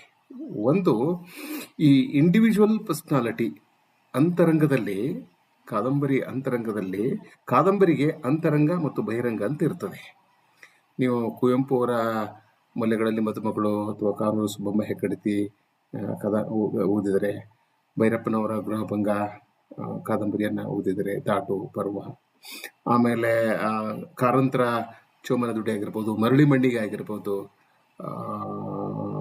ಅಳಿದ ಮೇಲೆ, ಇಂಥ ಕಾದಂಬರಿಗಳನ್ನ ಓದಿದರೆ ಈ ಮಾತಿನ ಅರ್ಥ ಆಗ್ತದೆ. ಅಂದ್ರೆ ಪ್ರತಿಯೊಂದು ಕಾದಂಬರಿಯಲ್ಲಿ, ಅಂದ್ರೆ ಪ್ರತಿಯೊಂದು ಉತ್ತಮ ಕಾದಂಬರಿಯಲ್ಲಿ ಒಳಗಡೆ ಅದಕ್ಕೆ ಅಂತರಂಗ ಇರ್ತದೆ, ಅದಕ್ಕೆ ಬಹಿರಂಗ ಇರ್ತದೆ. ಅಂತರಂಗದಲ್ಲಿ ಪಾತ್ರಗಳು, ಪಾತ್ರದ ವ್ಯಕ್ತಿತ್ವಗಳು ಇರ್ತವೆ. ಬಹಿರಂಗದಲ್ಲಿ ಸಮಾಜ ಇರ್ತದೆ, ಸಮಾಜ ಮತ್ತು ವ್ಯಕ್ತಿಗಳ ನಡುವಿನ ತಿಕ್ಕಾಟ. ಸೊ ಈ ತಿಕ್ಕಾಟ, ಸಂಘರ್ಷ, ಅದು ಮೌಲ್ಯಗಳ ತಿಕ್ಕಾಟ, ವ್ಯಕ್ತಿತ್ವಗಳ ತಿಕ್ಕಾಟ, ಸಂಘರ್ಷ, ಇದೇ ಕಾದಂಬರಿಯನ್ನ ಮುಂದುವರಿಸಿಕೊಂಡು ಹೋಗುವ ಸಂಗತಿಗಳು. ಇವೆರಡೂ ಕೂಡ ಈ ಕಾದಂಬರಿಯಲ್ಲಿ ನಾವು ಕಾಣ್ಬೋದು. ಮತ್ತೆ ಹೆನ್ರಿ ಫೀಲ್ಡಿಂಗ್ ಅನ್ನ, ಜೋಸೆಫ್ ಆಂಡ್ರ್ಯೂಸ್ ಕಾದಂಬರಿಯನ್ನ ನಾವು ಓದಬೇಕು ಅಂತಂದ್ರೆ ರಿಚರ್ಡ್ಸನ್ನ ಪಮೇಲ ಕಾದಂಬರಿಯನ್ನ ಓದಲೇಬೇಕು. ಆ ಎರಡೂ ಕಾದಂಬರಿಗಳ ನಡುವೆ ಸಾಕಷ್ಟು ನಾವು ಸಿಕ್ವೆಲ್ ಅನ್ಲಿಕ್ಕೆ ಬರೋದಿಲ್ಲ, ಯಾಕಂದ್ರೆ ಅದರ ಲೇಖಕ ಬೇರೆ, ಈ ಕಾದಂಬರಿಯ ಲೇಖಕ ಬೇರೆ. ಆದರೆ ಅದಕ್ಕೆ ಆ ಥೀಮನ್ನ, ಅಂದ್ರೆ ಆ ವಸ್ತುವನ್ನ ಇಲ್ಲಿ ಮುಂದುವರೆದಿದೆ. ಪಮೇಲ ಕಾದಂಬರಿಯಲ್ಲಿನ ವಸ್ತು ಜೋಸೆಫ್ ಆಂಡ್ರ್ಯೂಸ್ ಕಾದಂಬರಿಯಲ್ಲಿ ಮುಂದುವರೆದಿದೆ. ಆದರೆ ಎರಡೂ ಕಾದಂಬರಿಗಳ ನಡುವೆ, ಈ ಕಾದಂಬರಿಕಾರರ ನಡುವೆ ಅಜಗಜಾಂತರ ವ್ಯತ್ಯಾಸ ಇದೆ. ಉದಾಹರಣೆಗೆ ಅವರ ಸ್ವಭಾವ ಹೇಗಿತ್ತು ಅಂತಂದರೆ ಅದು ಸಂಘರ್ಷದ ಸ್ವಭಾವವಾಗಿತ್ತು. ಸ್ಯಾಮ್ಯುಯಲ್ ರಿಚರ್ಡ್ಸನ್ ಮತ್ತು ಹೆನ್ರಿ ಫೀಲ್ಡಿಂಗ್. ಆಮೇಲೆ ಅವರ ಸಾಹಿತ್ಯದ ಉದ್ದೇಶಗಳು ಕೂಡ ಸಂಘರ್ಷಮಯವಾಗಿದ್ದವು ಅನ್ನೋದು ಒಂದು. ಎರಡು ಅಂತಂದರೆ ಇಬ್ಬರಲ್ಲೂ ವ್ಯತ್ಯಾಸ ಇತ್ತು, ಮೂಲಭೂತ ವ್ಯತ್ಯಾಸ ಇತ್ತು ಅಂತ ಹೇಳಿದ್ನಲ್ಲ. ಯಾಕಂದರೆ ರಿಚರ್ಡ್ಸನ್ನಲ್ಲಿ ನಮಗೆ ಈ ಫೆಮಿನೈನ್ ಸೆನ್ಸಿಬಿಲಿಟಿ ಅನ್ನು ಕಾಣಲಿಕ್ಕೆ ಸಾಧ್ಯ ಇದೆ. ಸ್ತ್ರೀ ಸಂವೇದನೆಯನ್ನು ನಾವು ರಿಚರ್ಡ್ಸನ್ನಲ್ಲಿ ಕಾಣ್ತೇವೆ. ಮತ್ತು ಈ ಪುರುಷ ಸಂವೇದನೆ ಅಂದರೆ ರೋಬಸ್ಟ್ ಮೆಸ್ಕ್ಯುಲ್ಯಾನಿಟಿ ಅಂದರೆ ಈ ಪುರುಷರ ಸಂವೇದನೆ ನೆನಪಬಹುದು ನಮಗೆ. ಅಲ್ಲಿ ಸ್ತ್ರೀ ಸಂವೇದನೆ, ಇಲ್ಲಿ ಪುರುಷ ಸಂವೇದನೆ, ಎರಡನ್ನೂ ನಾವು ಕಾಣ್ಬೋದು. ಇದ್ರ ಬಗೆಗೆ ನನಗೆ ಒಂದೆರಡು ಮಾತನ್ನು ಹೇಳಬೇಕು ಅಂತ ಅನ್ನಿಸ್ತದೆ. ಕಾದಂಬರಿಯ ವಸ್ತುವಿನ ಬಗ್ಗೆ ಹೇಳಬೇಕಾದ ಅಗತ್ಯ ಇಲ್ವೇ ಇಲ್ಲ. Pamela ಸದ್ಗುಣಿ ಆಗಿರ್ತಾಳೆ, ವರ್ಚುವಸ್ woman ಆಗಿರ್ತಾಳೆ. ಅವಳನ್ನು ಕೆಡಿಸೋದಕ್ಕೆ ಒಬ್ಬ ಪುರುಷ ಆ ಕಾದಂಬರಿಯಲ್ಲಿ ಇರ್ತಾನೆ. ಇದಕ್ಕೆ ವ್ಯತಿರಿಕ್ತವಾಗಿ ಜೋಸೆಫ್ ಆಂಡ್ರ್ಯೂಸ್ನಲ್ಲಿ ಜೋಸೆಫ್ ಅನ್ನೋನು ಅವನು ಪಮೇಲಾಳ ಸಹೋದರ. ತನ್ನ ಸಹೋದರಿಯಷ್ಟೇ ಅವನು ಸಂಪನ್ನನಾಗಿರ್ತಾನೆ, ಸದ್ಗುಣವಂತನಾಗಿರ್ತಾನೆ, ಪುಣ್ಯವಂತನಾಗಿರ್ತಾನೆ. ಅಂದರೆ ಇಬ್ಬರ ನಡುವೆ ಸಾಮ್ಯ ಇರ್ತದೆ. ಇಲ್ಲೇನಾಗ್ತದೆ ಅಂತಂದರೆ ಈ ಕಾದಂಬರಿಯಲ್ಲಿ ಒಬ್ಬ ಮಹಿಳೆ ಅವನನ್ನು ಮಾನಭಂಗ ಮಾಡಲಿಕ್ಕೆ ಪ್ರಯತ್ನ ಮಾಡ್ತಾಳೆ. ಅವಳಿಂದ ತಪ್ಪಿಸಿಕೊಂಡು ಅವನು ಪ್ರಯಾಣ ಮಾಡ್ತಾನೆ. ಆ ಪ್ರಯಾಣದ ಉದ್ದಕ್ಕೂ ಅಂದರೆ ಅವನು ತನ್ನ ಹಳ್ಳಿಯನ್ನು ಬಿಟ್ಟು ಲಂಡನ್ಗೆ ಬರ್ತಾನೆ, ಆಮೇಲೆ ಲಂಡನ್ನಿಂದ ತಿರುಗಿ ಹೋಗ್ತಾನೆ. ಅವನಿಗೆ ಅಂದರೆ ಜೋಸೆಫ್ ಆಂಡ್ರ್ಯೂಸ್ಗೆ ಹೆಣ್ಣು ಬೆನ್ನು ಹತ್ತದೆ, ಪಮೇಲಾಗೆ ಗಂಡು ಬೆನ್ನು ಹತ್ತದೆ. ಇವೆರಡೂ ಈ ಕಾಂಟ್ರಾಸ್ಟ್ ಭಾಳ ಮಹತ್ವದ್ದು. ಇದು ನನಗೆ ಬಹಳ ಮಹತ್ವದ್ದಾಗಿ ಕಾಣುತ್ತದೆ. ಯಾಕಂದರೆ ನಮ್ಮ ಸಮಾಜದಲ್ಲಿ ಸ್ತ್ರೀ ಸಂವೇದನೆಯ ಲೇಖಕರು ಅನೇಕ ಜನರಿದ್ದಾರೆ. ಸ್ತ್ರೀಯರಲ್ಲೂ ಸ್ತ್ರೀ ಸಂವೇದನೆ ಇದೆ, ಅನೇಕ ಜನ ಪುರುಷರಲ್ಲೂ ಸ್ತ್ರೀ ಸಂವೇದನೆ ಇದೆ, ಇರಬೇಕಾದದ್ದೇ. ಹೆಣ್ಣುಮಕ್ಕಳ ಬಗ್ಗೆ ಗೌರವ ಇರಬೇಕು, ಹೆಣ್ಣುಮಕ್ಕಳನ್ನು ನಾವು ಬಹಳ ಗೌರವದಿಂದ ಕಾಣಬೇಕು, ಇದೆಲ್ಲ ಸರಿ. ಆದರೆ ಪುರುಷನೂ ಒಬ್ಬ ಇದ್ದಾರೆ ಸಮಾಜದಲ್ಲಿ. ಪುರುಷನನ್ನು ಕಾಡ್ತಕ್ಕಂಥ ಹೆಣ್ಣುಮಕ್ಕಳು ಇದ್ದಾರೆ, ಒಳ್ಳೆಯ ಪುರುಷನನ್ನು ಕಾಡ್ತಕ್ಕಂಥ ಹೆಣ್ಣುಮಕ್ಕಳು ಇದ್ದಾರೆ. ಆಮೇಲೆ ಪುರುಷನನ್ನು ಗೋಳು ಹೊಯ್ಕೊಳ್ಳೋದಕ್ಕಂಥ ಹೆಣ್ಣುಮಕ್ಕಳು ಇದ್ದಾರೆ, ಪುರುಷರನ್ನು ಮಾನಭಂಗ ಮಾಡ್ತಕ್ಕಂಥ ಹೆಣ್ಣುಮಕ್ಕಳು ಇದ್ದಾರೆ. ಎಲ್ಲ ಘಟನೆಗಳು ಸಮಾಜದಲ್ಲಿ ಇವೆ. ಹೀಗಾಗಿ ಪುರುಷ ಮತ್ತು ಸ್ತ್ರೀಯರ ನಡುವೆ ಕೆಲವು ವ್ಯತ್ಯಾಸಗಳು ಕೂಡ ಇವೆ. ಇದರ ಬಗೆಗೆ ಲೇಖಕನಾದವನು ಗಮನ ಹರಿಸಬೇಕಾಗ್ತದೆ. ನಮ್ಮ ಸಂವೇದನೆ ಕೇವಲ ಒಬ್ಬರ ಪರವಾಗಿ ಇದ್ದರೆ ಆಗೋದಿಲ್ಲ, ಎಲ್ಲರ ಪರವಾಗಿಯೂ ಇರಬೇಕಾಗ್ತದೆ. ಹಾಗೆ ಸಮಾಜದಲ್ಲಿ ಎಲ್ಲ ಜಾತಿಗಳ ಪರವಾಗಿ, ಎಲ್ಲ ವರ್ಗಗಳ ಪರವಾಗಿ ಕೂಡ ನಮ್ಮ ಸಂವೇದನೆ ಇರಬೇಕಾಗ್ತದೆ. ಕೆಲವರನ್ನೇ ಇಂಥ ವರ್ಗಗಳ ಬಗೆಗೇನೆ ನಾನು ಸಹಾನುಭೂತಿ ತೋರಿಸ್ಬೇಕು ಅಂತ ಒಬ್ಬ ಲೇಖಕ ಹೋಗಬಾರ್ದು. ಹಾಗೆ ನಾನು ಆಗಲೂ ಹೇಳಿದಾಗೆ ಹೆಣ್ಣನ್ನು ಗಂಡು ಕೆಡಿಸಿದಂತೆ ಗಂಡನ್ನು ಕೆಡಿಸುವ ಹೆಣ್ಣುಗಳು ಕೂಡ ಇವೆ ಅನ್ನೋದು. ಈಗ ಲೈಂಗಿಕ ಕಿರುಕುಳ, ಲೈಂಗಿಕತೆಯ ರಾಜಕಾರಣ ಅದನ್ನಿಬ್ಬರು ಮಾಡ್ತಾ ಇದ್ದಾರೆ. ಈಗ ಹೆಣ್ಣು ಮಾಡ್ತಾ ಇದೆ ಮತ್ತು ಗಂಡು ಮಾಡ್ತಾ ಇದೆ. ಆದರೆ ಅನೇಕ ಕಾನೂನುಗಳು ಸಮಾಜ ಸ್ತ್ರೀಯರ ಪರವಾಗಿವೆ, ಇರಬೇಕಾದದ್ದೇ. ಆದರೆ ಒಬ್ಬ ಅಮಾಯಕ ಗಂಡಿಗೆ, ಒಬ್ಬ ಪ್ರಾಮಾಣಿಕ ಗಂಡಿಗೆ ಸೋಲಾಗಬಾರ್ದು, ಅವನಿಗೆ ಕಷ್ಟಗಳಾಗಬಾರ್ದು ಅಂತ ಸಮಾಜದಲ್ಲಿ ಅನೇಕ ಜನ ಅಮಾಯಕ ಗಂಡುಗಳು ಅಥವಾ ಅಮಾಯಕ ಪುರುಷರು, ಭಾಳ ಒಳ್ಳೆಯ ಪುರುಷರು ಈ ಲೈಂಗಿಕ ದಾಳಿಗೆ, ದಬ್ಬಾಳಿಕೆಗೆ ಒಳಗಾಗುವ ಸನ್ನಿವೇಶಗಳು ಕೂಡ ಇವೆ. ಇಂಥವ್ರ ಬಗೆಗೆ ಒಬ್ಬ ಲೇಖಕ ಸ್ಪಂದಿಸಬೇಕು ಅಂತ ನನಗೆ ಅನ್ನಿಸ್ತದೆ. ಯಾಕೆಂದರೆ ಈಗ ಸ್ತ್ರೀ ಹಾಗೆ ಪುರುಷ ಕಿರ್ಚಾಡೋದಿಲ್ಲ, ಚೀರಾಡೋದಿಲ್ಲ, ಅಥವಾ ಸಾರ್ವಜನಿಕವಾಗಿ ತನ್ನ ನೋವನ್ನು ದುಃಖನ್ನು ಹೇಳ್ಕೊಳ್ಳೋದಿಲ್ಲ, ಹೀಗೆ ಅವಮಾನ ಆಯಿತು ಅಂತ ಹೇಳ್ಕೊಳ್ಳೋದಿಲ್ಲ. ಆದರೆ ಸ್ತ್ರೀ ಸಹಜವಾಗಿ ಹೇಳ್ಬಿಡ್ತಾಳೆ. ಅದನ್ನು ಎಲ್ಲ ಗೌರವದೊಂದಿಗೆ ನಾನು ಈ ಮಾತುಗಳನ್ನು ಮಾಡ್ತಾ ಇದ್ದೇನೆ. ಏಕೆಂದರೆ ಸಮಾಜದಲ್ಲಿ ಸ್ತ್ರೀ ಪುರುಷರು ಪರಸ್ಪರ ಅರ್ಥ ಮಾಡಿಕೊಂಡು ಸಹಜೀವನ, ಸಾಮರಸ್ಯದ ಜೀವನ ನಡೆಸಬೇಕಾದಾಗ ಇಬ್ಬರ ನಡುವೆ ಸಾಕಷ್ಟು ಇಬ್ಬರ ನಡುವಿನ ಅಂತರ ಕಡಿಮೆ ಆಗಬೇಕಾಗ್ತದೆ. ಹಾಗಾಗಿ ಪ್ರೀತಿಸಿದವನ ಅಥವಾ ಪ್ರೀತಿಸಿದವಳ ಹತ್ಯೆಗೆ, ಚಾರಿತ್ರ್ಯವರಿಗೆ ಪ್ರಯತ್ನಿಸುವ ಪುರುಷರು ಇದ್ದಾರೆ, ಸ್ತ್ರೀಯರು ಇದ್ದಾರೆ. ಸೊ ಹೀಗಾಗಿ ನಾವು ಈ ಎರಡು ಕಾದಂಬರಿಗಳನ್ನು ಓದಿಕೊಂಡ್ರೆ ನಮ್ಮಲ್ಲಿ ಒಂದು ಸ್ತ್ರೀ ಪುರುಷರ ಬಗೆಗೆ ಒಂದು ಸಮಚಿತ್ತ ಮೂಡ್ತದೆ, ಸಮಭಾವನೆ ಮೂಡ್ತದೆ ಮತ್ತು ಇಬ್ಬರ ನಡುವಿನ ವ್ಯತ್ಯಾಸ ಕೂಡ ನಾವು ಅರ್ಥ ಮಾಡಿಕೊಳ್ಬೋದು. ಎಷ್ಟು ಮಾತುಗಳು ಈ ಸಂದರ್ಭದಲ್ಲಿ ಸಾಕು ಅಂತ ಅನಿಸ್ತದೆ.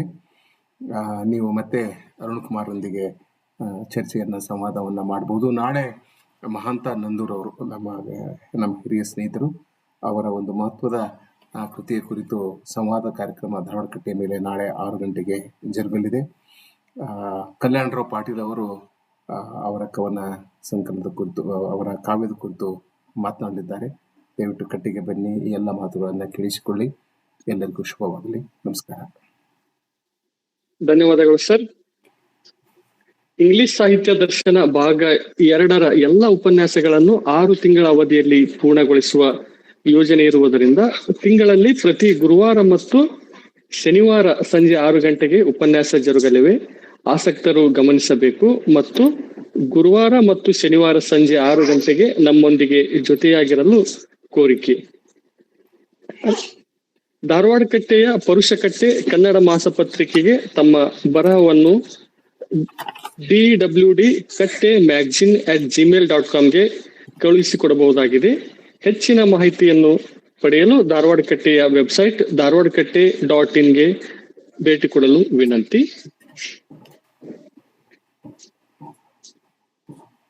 ಈಗ ಚರ್ಚೆಗೆ ಅವಕಾಶವಿರಲಿದೆ.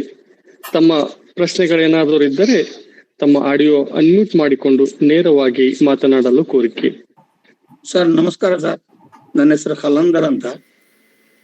ಸರ್ ಇದರ ಕಥಾವಸ್ತು ಹೇಗಿದೆ ಅಂತ ಹೇಳಿದ್ರೆ, ಈ ಮಿಸಲ್ ಭೈರಪ್ಪನವರು ಪರ್ವ ಕಾದಂಬರಿ ಬರೆದ್ರಲ್ಲ, ಮಹಾಭಾರತದ ಕಥಾ ಹಂದರ ತಗೊಂಡ್ರು, ಕೆಲವು ಪಾತ್ರಗಳು ತಗೊಂಡ್ರು, ಕೆಲವು ಘಟನೆಗಳು ತಗೊಂಡು ಕೆಲವು ಬದಲಾವಣೆ ಮಾಡಿದ್ರು, ಅವ್ರಿಗೆ ಆಧುನಿಕತೆಗೆ ಹೊಂದ್ಕೊಂಡಂಗೆ ಬದಲಾವಣೆ ಮಾಡ್ಕೊಂಡು ಬರೋಲ್ಲ. ಆ ರೀತಿ ಇದು this is a biblical story. Prophet ಯೂಸುಫರ ಕಥೆ, ಇದು ಜೋಸೆಫರ ಕಥೆ. ಇದು ಬೈಬಲ್ನಲ್ಲೂ ಇದೆ, ಕುರಾನ್ನಲ್ಲೂ ಇದೆ ಸರ್. ಜಾಕೋಬ್ಗೆ ಒಂದು 11 ಜನ ಮಕ್ಕಳು ಇರ್ತಾರೆ. ಒಬ್ಬ ಮಗನಿಗೆ ದ್ವೇಷ ಇರುತ್ತೆ, ಅವ್ರ ಬಾವಿಗೆ ಹಾಕೋಗ್ತಾರೆ. ಒಬ್ಬ ಮರ್ಚೆಂಟ್ ಬಂದು ತಗೊಂಡು ಹೋಗ್ತಾರೆ, ಇನ್ನೊಬ್ರು ಮಾರ್ತಾರೆ. ಅವರು ಮಾರ್ತಾನ ವ್ಯಾಪಾರಿ ಇರ್ತಾನೆ, ಅವ್ನು ಹೆಂಡತಿ ಸೆಡ್ಯೂಸ್ ಮಾಡಕ್ ನೋಡ್ತಾಳೆ, ಹಂಗೆ ಹರಿತಾಳೆ. ಹಿಂದೆ ಹರಿದ್ರೆ ಮುಂದೆ ಹರಿದ್ರೆ ಅವನ್ ತಪ್ಪು, ಹಿಂದೆ ಹರಿದ್ರೆ ಇವಳು ತಪ್ಪು ಅಂತ ಹೇಳಿ ಅದು ಮತ್ತೆ ಅವ್ನು ರಾಜನ ಹತ್ರ ಆಗ್ತಾನೆ. ಇದೇ ಕಥೆನೇ ಅವ್ರದ್ದು ಬಹಳ ದೊಡ್ಡ ಜರ್ನಿ ಸರ್. ಅದನ್ನೇ ಮೂಲ ವಸ್ತು ಇಟ್ಕೊಂಡು ಸ್ವಲ್ಪ ಬಹಳಷ್ಟು ಬದಲಾವಣೆ ಮಾಡ್ಕೊಂಡು ಬರ್ದಿರೋ ಸರ್ ಅಂತ ನನಗೆ ಅನ್ಸುತ್ತೆ ಸರ್. ನಮಸ್ಕಾರ ಸರ್. ಖಂಡಿತ ಸರ್, ನಾನು ನಿಮ್ಮ ಮಾತನ್ನ ನೋಟ್ ಮಾಡ್ಕೊಂಡಿದ್ದೀನಿ. ಮತ್ತೊಮ್ಮೆ ನಾನು ಅದ್ರ ಬಗ್ಗೆ ಮತ್ತೊಮ್ಮೆ ಸ್ವಲ್ಪ ಸ್ಟಡಿಯನ್ನು ಮಾಡ್ಕೊತೀನಿ ಸರ್. ಸ್ಟೋರಿ ಕುರಾನ್ನಲ್ಲೂ ಇದೆ, ಬೈಬಲ್ನಲ್ಲೂ ಇದೆ ಸರ್. ಎಸ್, ಅಲ್ಲಿ ಆಡಮ್ ಬಂದ್ರು, ಅಬ್ರಾಹಂ ಬಂದ್ರು, ಜೋಸೆಫ್ ಬಂದ್ರು, ಎಲ್ಲ ಅವೇ ಕಥೆ, ಅವೇ ಹೆಸರುಗಳೇ.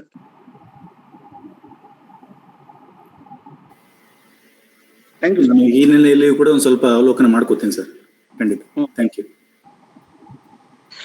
Hello sir, good evening. Good evening sir. Sir, ನಾನು ಅಶೋಕ್ ಅಂತ ಚಿಕ್ಕಮಂಗ್ಳೂರಿಂದ. Yes sir.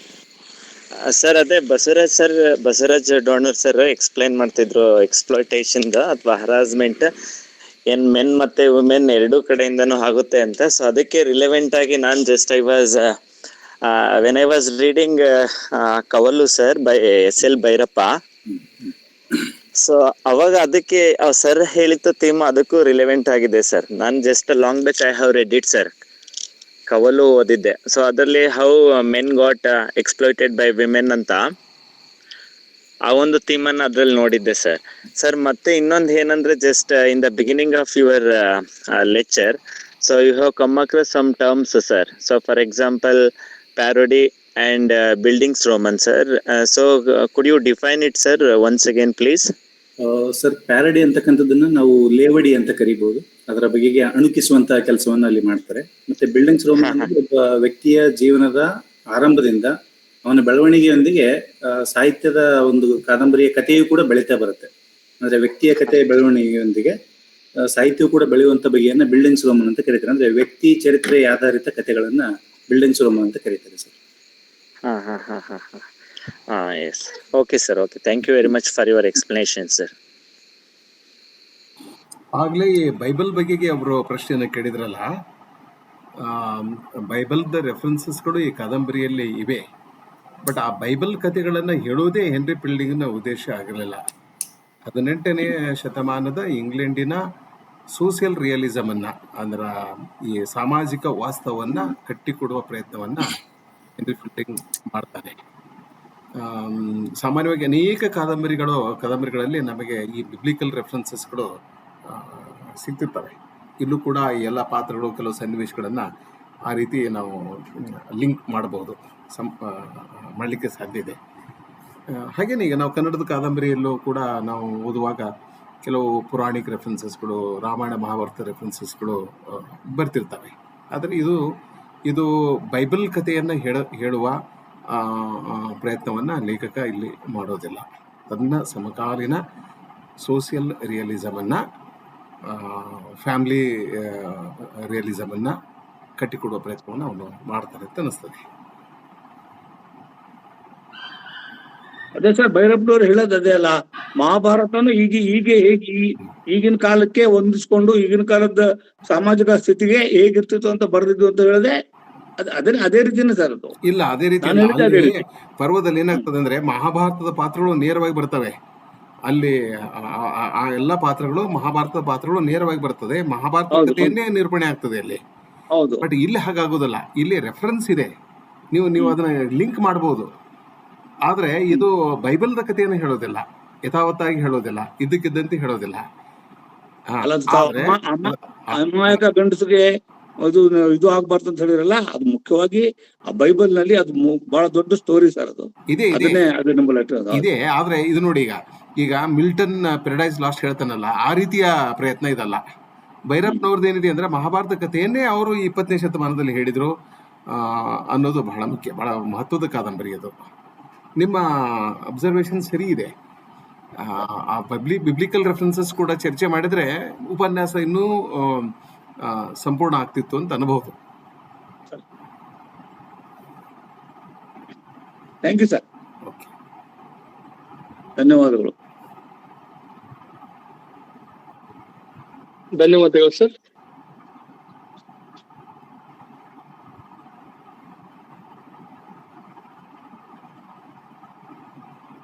ಯಾವುದೇ ಪ್ರಶ್ನೆಗಳು ಇಲ್ಲ ಅಂತ ಭಾವಿಸುತ್ತಾ ಕೇಳಿ ನೋಡಿ ಒಂದ್ಸಲ ಶಿವರಾಜ್. ಕಾರ್ಯಕ್ರಮದಲ್ಲಿ ನೆರೆದಿರ್ತಕ್ಕಂಥ ಹಿರಿಯರು, ಗಣ್ಯರು, ಉಪನ್ಯಾಸಕರಿಗೆ ಪೂರಕ ನುಡಿಗಳನ್ನು ಸಹಿತ ವ್ಯಕ್ತಪಡಿಸಬಹುದು. ಅಥವಾ ಯಾವುದಾದ್ರು ಉಪನ್ಯಾಸಕರಿಗೆ ಪ್ರಶ್ನೆಗಳನ್ನು ಕೇಳಲು ಇಚ್ಛಿಸುವವರು ನೇರವಾಗಿ ಪ್ರಶ್ನೆಯನ್ನು ಕೇಳಬಹುದು.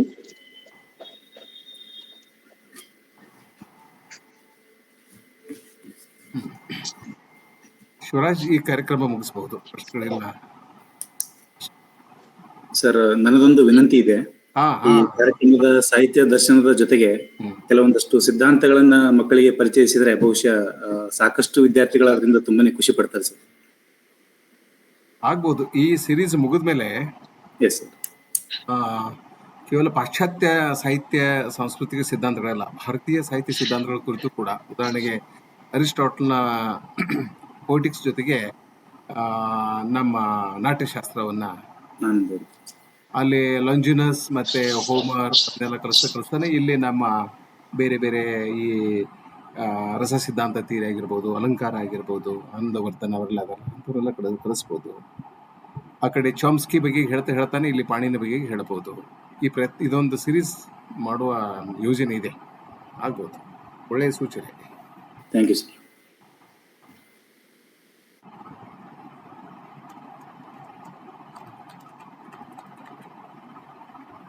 ಇನ್ನೊಂದು ಸರ್, ನನ್ನ ವೈಯಕ್ತಿಕ ಅಭಿಪ್ರಾಯ, ಆ ಪುರುಷ ಸಂವೇದನೆ ಅಂತ ಬಂತಲ್ಲ, ನಮ್ಮ ಪ್ರೊಫೆಸರ್ ಬಸವರಾಜ ಡೊಣ್ಣೂರ್ ಸರ್ ಅವರ ಉರಿಯುವ ಕೆಂಡದ ಮೇಲೆ ಕಾದಂಬರಿಯನ್ನು ಓದಿದರೆ ಆ ಪುರುಷ ಸಂವೇದನೆ ಒಂದು ಎಳೆಗಳು ಅಲ್ಲಿ ನಮಗೆ ಸಿಗ್ತವೆ. ಅದನ್ನ ಬಹಳ ತುಂಬಾ ಒಂದು ಮನ ಮುಟ್ಟುವಂತೆ ಸರ್ ಅವರು ಕಟ್ಟಿಕೊಟ್ಟಿದ್ದಾರೆ. ಇದು ಒಂದು ನನ್ನ ಅಭಿಪ್ರಾಯ. ಅದರ ಜೊತೆಗೆ ಸರ್ ಅವರ ಒಂದು ಸಣ್ಣ ಕಥೆಯಲ್ಲಿ ಕೂಡ ಅನೇಕ ಪ್ರಲೋಭನೆಗಳನ್ನ ಮೀರ್ತಕ್ಕಂಥ ಒಬ್ಬ ಯುವಕನ ಕಥೆಯು ಕೂಡ ಸರ್ ಬರೆದಿದ್ದಾರೆ, ಅವರ ಕಥಾಲೋಕದಲ್ಲಿದೆ. ನಾನು ವಿಜಯವನ್ನು ಗಳಿಸಿದೆ ಅಂತ ಅವ್ರ ಕೊನೆಯಲ್ಲಿ ಅನೌನ್ಸ್ ಮಾಡ್ತಾರೆ. ಸೊ ಅಂತ ಯುವಕರ ಸಾಲಲ್ಲಿ ಈ ಜೋಸೆಫ್ರು ಕೂಡ ಒಬ್ರು ಅಂತ ಹೇಳಿದ್ರೆ ತಪ್ಪಾಗ್ಲಿಕ್ಕಿಲ್ಲ. ಅವರ ಕಥೆಗಳನ್ನು ಬಹಳ ಹಿಂದೆ ಓದಂತದ್ದು ನೆನಪಿದೆ.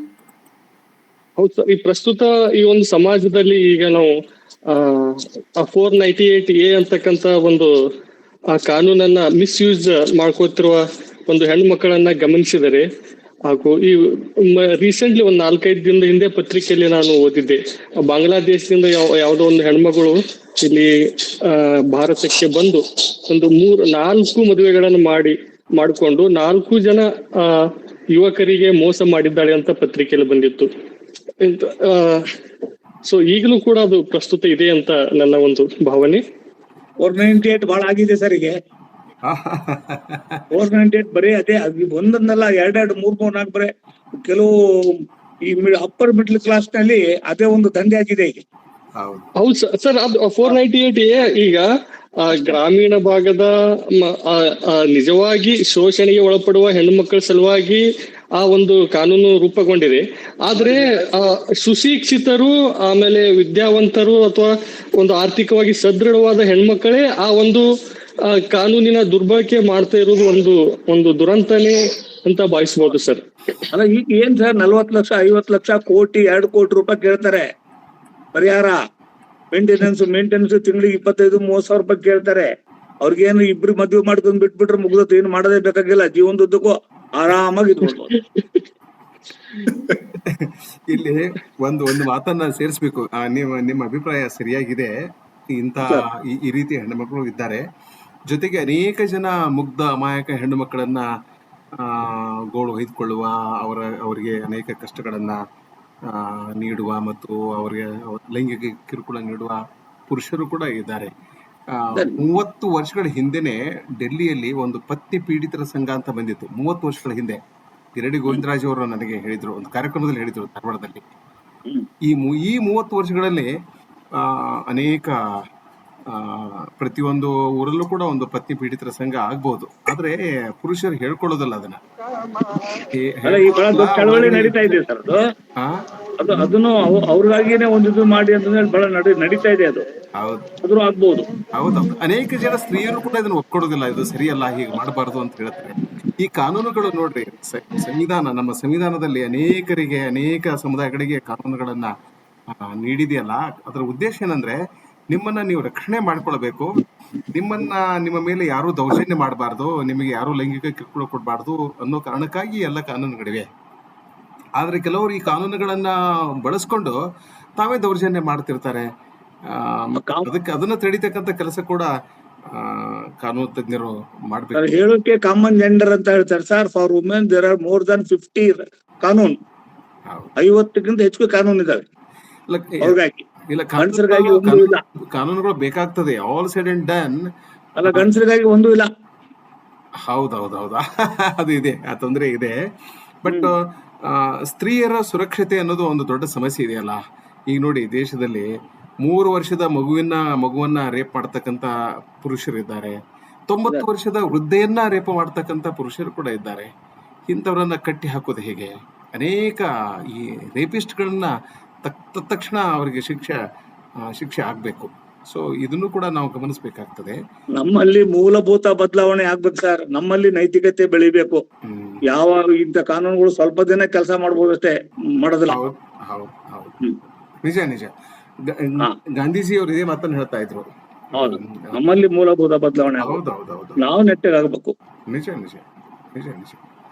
ಅವಾಗ ಏನ್ ಮಾಡ್ಬೇಕಂದ್ರ ಲೋಕದ ಡೊಂಕ ತಿದ್ಲಿಕ್ಕೆ ಹೋಗ್ಬಾರ್ದು. ನಮ್ಮ ಮನೋನ್ನ ನಾವು ಸಂತೈಸ್ಕೊಳ್ಬೇಕು, ನಮ್ಮ ತನುವನ್ನು ನಾವು ಸಂತೈಸ್ಕೊಳ್ಬೇಕು. ಬಸವಣ್ಣ ಈ ಎಲ್ಲ ಸಮಸ್ಯೆಗಳಿಗೆ ಪರಿಹಾರ ಸೂಚಿಸಿದ್ರು. ಬೀಳ್ತದ ತಗೋ, ಹಿಂದಕ್ಕೆ ತಗೋ. ಆಗ್ಲಿ, ಒಳ್ಳೆ ಚರ್ಚೆ. ಮತ್ತೇನಾದ್ರೂ ಪ್ರಶ್ನೆ ಇದ್ರೆ ಶಿವರಾಜ್ ಕೇಳಬಹುದು, ಇಲ್ಲಾಂದ್ರೆ ಕಾರ್ಯಕ್ರಮ ಮುಕ್ತ. ನಮಸ್ಕಾರ ಸರ್. Thank you sir. ಮಾತಾಡೋದ್ರಲ್ಲಿ ವ್ಯತ್ಯಾಸ ಆದ್ರೆ ದಯವಿಟ್ಟು ಕ್ಷಮಿಸ್ಬಿಡಿ. ಇಲ್ಲ, ಯಾವ ವ್ಯತ್ಯಾಸ ಇಲ್ಲ, ಮಾತಾಡಿ. ಧನ್ಯವಾದಗಳು ಮೇಡಮ್. ಸರ್, ವಿಜಯ ಮೇಡಮ್ ಅವರು ಮಾತಾಡಿ. ಈಗ ನಾವು ಕಾರ್ಯಕ್ರಮದ ಕೊನೆಯ ಘಟ್ಟದಲ್ಲಿದ್ದೇವೆ. ಶಿವರಾಜ್ ಇಲ್ಲ ಸರ್, ಅವ್ರು ಮ್ಯೂಟ್ ಆಯ್ತು. ಬೈ ಮಿಸ್ಟೇಕ್ ಅದು ಅನ್ಮ್ಯೂಟ್ ಆಗಿತ್ತು ಸರ್. ಒಂದ್ ನಿಮಿಷ ವೇಟ್ ಮಾಡಿ, ಅವ್ರಿಗೇನೋ ಏನೋ ಒಂದು ಪ್ರಶ್ನೆ ಕೇಳ್ತಾ ಇದ್ರು, ಕೇಳಿ.